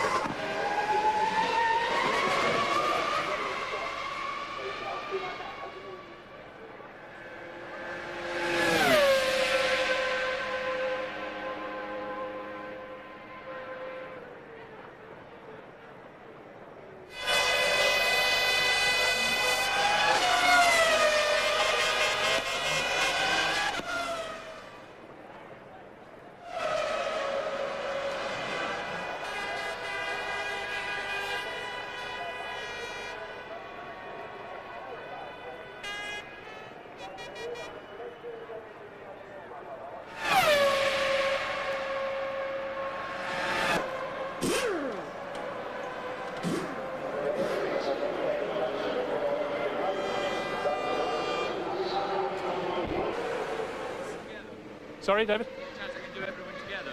Can I just do it as we walk down there? David, what happened? Michael Schumacher pitted and blew up. You looked as though you did exactly the same. Yeah, exactly the same. Engine blew up after the pit stop. So you literally changed, what, up into about 4th gear and then kaput? Yeah. David, very bad luck. Thanks for talking.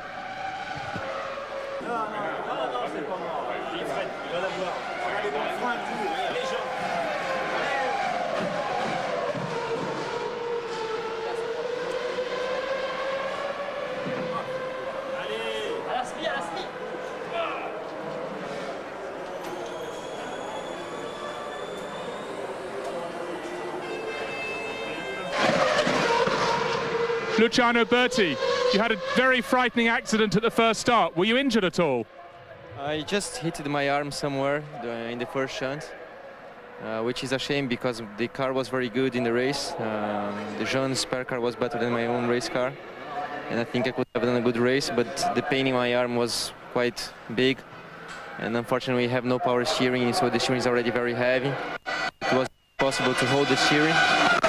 And I went off again, but it just wouldn't be impossible to finish a race with the pain that I have in my arm. But you should be okay again in time for the next race in Hungary. Yeah, for sure. It would be no problem. Well done, thank you.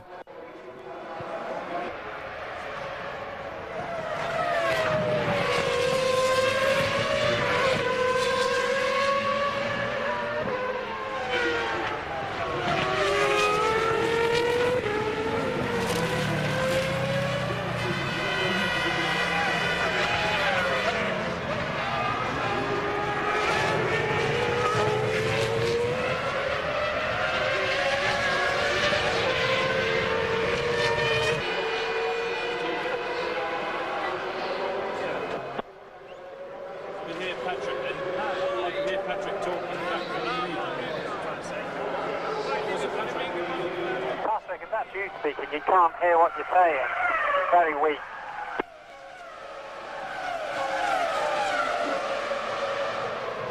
The guy is at the top of the safety barrier. Charlie would be quite right to say that is totally illegal. They cannot climb the safety barrier. Get down off the top of the barrier. Get down.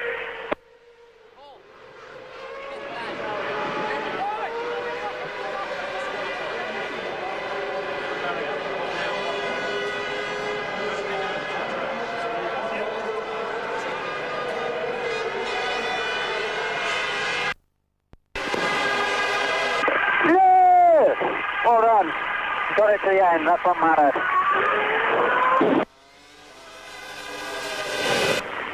Well done, Ralph. Thank you.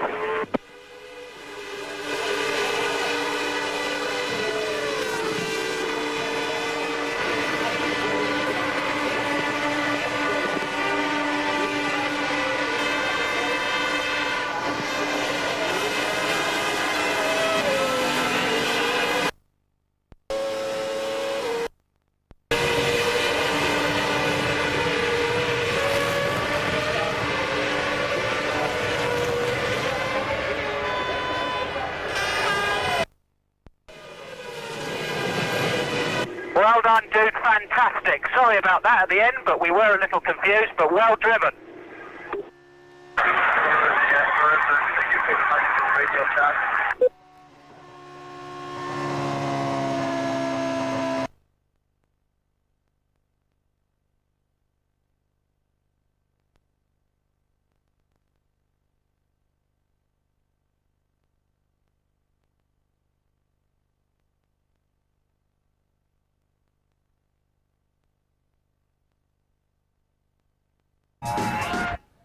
And you're back with us at Hockenheim, where we saw a huge shunt at the start of the German Grand Prix. 12 drivers failing to complete the course. The BMW Williams, the class of the field. Montoya robbed of a first F1 victory by a mechanical failure. Victory, though, claimed by his teammate, Ralf Schumacher. I'm delighted, and it was a great result for the team today, and well, I'm hoping we have quite a few of that till the end of the season. It really was a crushing victory, over 50 seconds over the next place man. It was, although it didn't start very well. I must say Juan was in the first half was stronger than I was. He pulled out the gap, but that time I had a few problems with my brakes, and I must say car, I think the first set of tyres wasn't as good as well, so I decided basically just to save fuel and engine because I knew that it was tough for the engine here. It was a hard one, but a fair. I just, you know, I said before, I think at that time in the race we should have been thinking forward, not to be fighting against each other. Of course, we don't race for the same team. It's we don't want to let it by, but I was 2 seconds faster at that stage, so I was going to overtake him eventually. So I think we were losing too long, basically. I was doing 42 highs, he was doing 44s, and then fighting we were doing 46s. So we were losing quite a big amount of pace compared to people. But at the end of the day, it was fair. We know each other, we respect each other, and I just had to gamble and go for it. My car was faster and I had to gamble. Nice to be up on the podium again? Yeah, it was a fantastic feeling, looking all over again for the same public, and you know, it is just a joke, but I was there thinking of last year. I said, no, hold on, don't cry. Well done, Jacques. It says lucky on your overalls. You were a bit lucky today, weren't you? Well, we've had so much bad luck this year that, you know, the few times where we have luck, I think the balance is still on the bad luck side, so we still got some good luck coming. How did this one compare to Spain? Well, we're more competitive here. The car was a lot better. I could drive it hard. Where in Spain, I was just trying to survive, and Häkkinen broke down on the last lap, so there was a lot more luck involved in Spain. Michael, bad luck, I suppose. You can't win them all. This is true, and I wasn't expecting to be a winner, but would have been nice to score another 6 points. So we could have finally done it in Hungary, but like that we have to wait a bit longer. And so it's a Schumacher success in Germany. Ralph, not Michael. Barrichello having another Hockenheim stormer. Villeneuve on the podium for British American Racing. Then Fisichella and Jenson Button, the Benny boy's best result of the season. A Lacey 6. It could just be his last drive for Prost. The buzz is he'll replace Frentzen at Jordan. No change at the top of the Drivers' Championship, and if Michael Schumacher wins in Budapest, he is world champion again. Ralf Schumacher overtaking Barrichello, as you were though for Häkkinen and the unlucky Montoya. Ferrari miles clear in the constructors, Barrichello scoring 6 today, but Williams closing in on McLaren, and they might just fancy their chances on the high-speed circuits coming up. BAR though relegating Jordan to 6. Tony Jardine, let's have a look at the start of this German Grand Prix. A very dangerous time, Jim. You know, as I've said before, you know, it's like an aircraft at takeoff and landing time, and this might get Michael Schumacher to call for guards over the rear wheels, because that is what can happen. That happened to Luciano Berti, launching himself over the back of Michael Schumacher's Ferrari, nearly collecting Bonaldi at the same time. The Ferrari having difficulties with its gearbox. Great survival story, fortunately for us and for Grand Prix racing, because of the increased safety structure around the driver. The safety cell now, it's insisted here from another angle. Look at it, unsighted driver. He can't see. This is what can happen. It's happened before. Paletti did it in '82. Gugelmin did it over Mansell in '89. And Paul Ricard, a concerned Michael Schumacher, sorting out Bertie, making sure that he is okay. Great credit to Formula One safety that everybody emerged unscathed from that. But De La Rosa sat in his car before the race was restarted. His mind might have been elsewhere, Tony. I think it was, you know, and he was the fastest starting Jaguar in 9th. By his own admission, he totally lost his braking. It's a very dangerous circuit. You go from very high speeds to very slow speeds, most of these chicanes in first gear. But look at the way the Ferraris sliced through past the McLarens. That was the start of it. And look at, there you go, Pedro de la Rosa, loads of tyre smoke there as he went in the back of German Nick Heidfeld out of his home race. Martin Brundle picked out Juan Pablo Montoya as his driver of the day. There's a strong lobby for Rubens Barrichello in this particular room. Well, yeah, we were both highly impressed. He was good. He was on a 2-stop strategy, but look at him.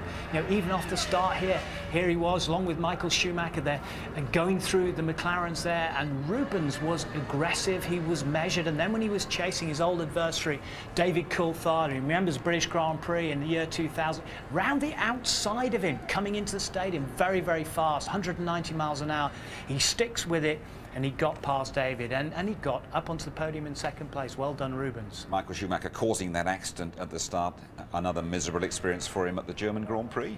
I'm afraid so. A real bogey track for him. He's only won here once, and that was in 1995. Now, could this be the start of a bad patch for him? Last year he had 3 on the trot in Germany and Austria and France, but perhaps it's coming too late for poor David Coulthard, because he should have been there to capitalise on the 3-times world champion going out, but unfortunately, you know, David went out as well. It looked all set up for the Colombian Montoya, so confident, driven so well, and then things happened for him. Yeah, well, this is Gerhard Berger, who's BMW competitions director, said we've got to get it right in the pits. There was a problem with the hose. They had to switch from Montoya's hose onto Ralf Schumacher's hose. Already his cause was lost, and then a little bit later on, running at nearly 70% full throttle on this tortuous circuit, it really, really puts a strain on every component on the car. Bang goes the BMW V10, and poor Juan Pablo, who I really think is getting it together so well and is going to be beating Ralph, I think, regularly towards the end of this year, was out. He'll win soon, for sure. Stormed out of Hockenheim, muttering things to himself. David Coulthard was a bit more relaxed, because this can't have been totally unexpected what happened to him in the race. No, he had to pull out of the Monza test, which replicates this very fast circuit here with food poisoning. The car wasn't right all weekend. It was chewing its tyres. He had a lot of oversteer. Unfortunately, very, very slim chances for David. Heck of a race, though. Fabulous race. Really enjoyed it. Thank you very much indeed, Tony. 3 weeks' time, we go to the Hungaroring in Budapest, the full ITV service for you throughout the weekend, qualifying 11:30 on the Saturday. Pre-race show from just after midday on the Sunday, highlights 11:50 and repeated ITV2 on the Monday at 7. So we take a 3-week breather. When we get down to business, once again, Michael Schumacher will be looking for one more victory to restore family order and become world champion again. Good night to you all.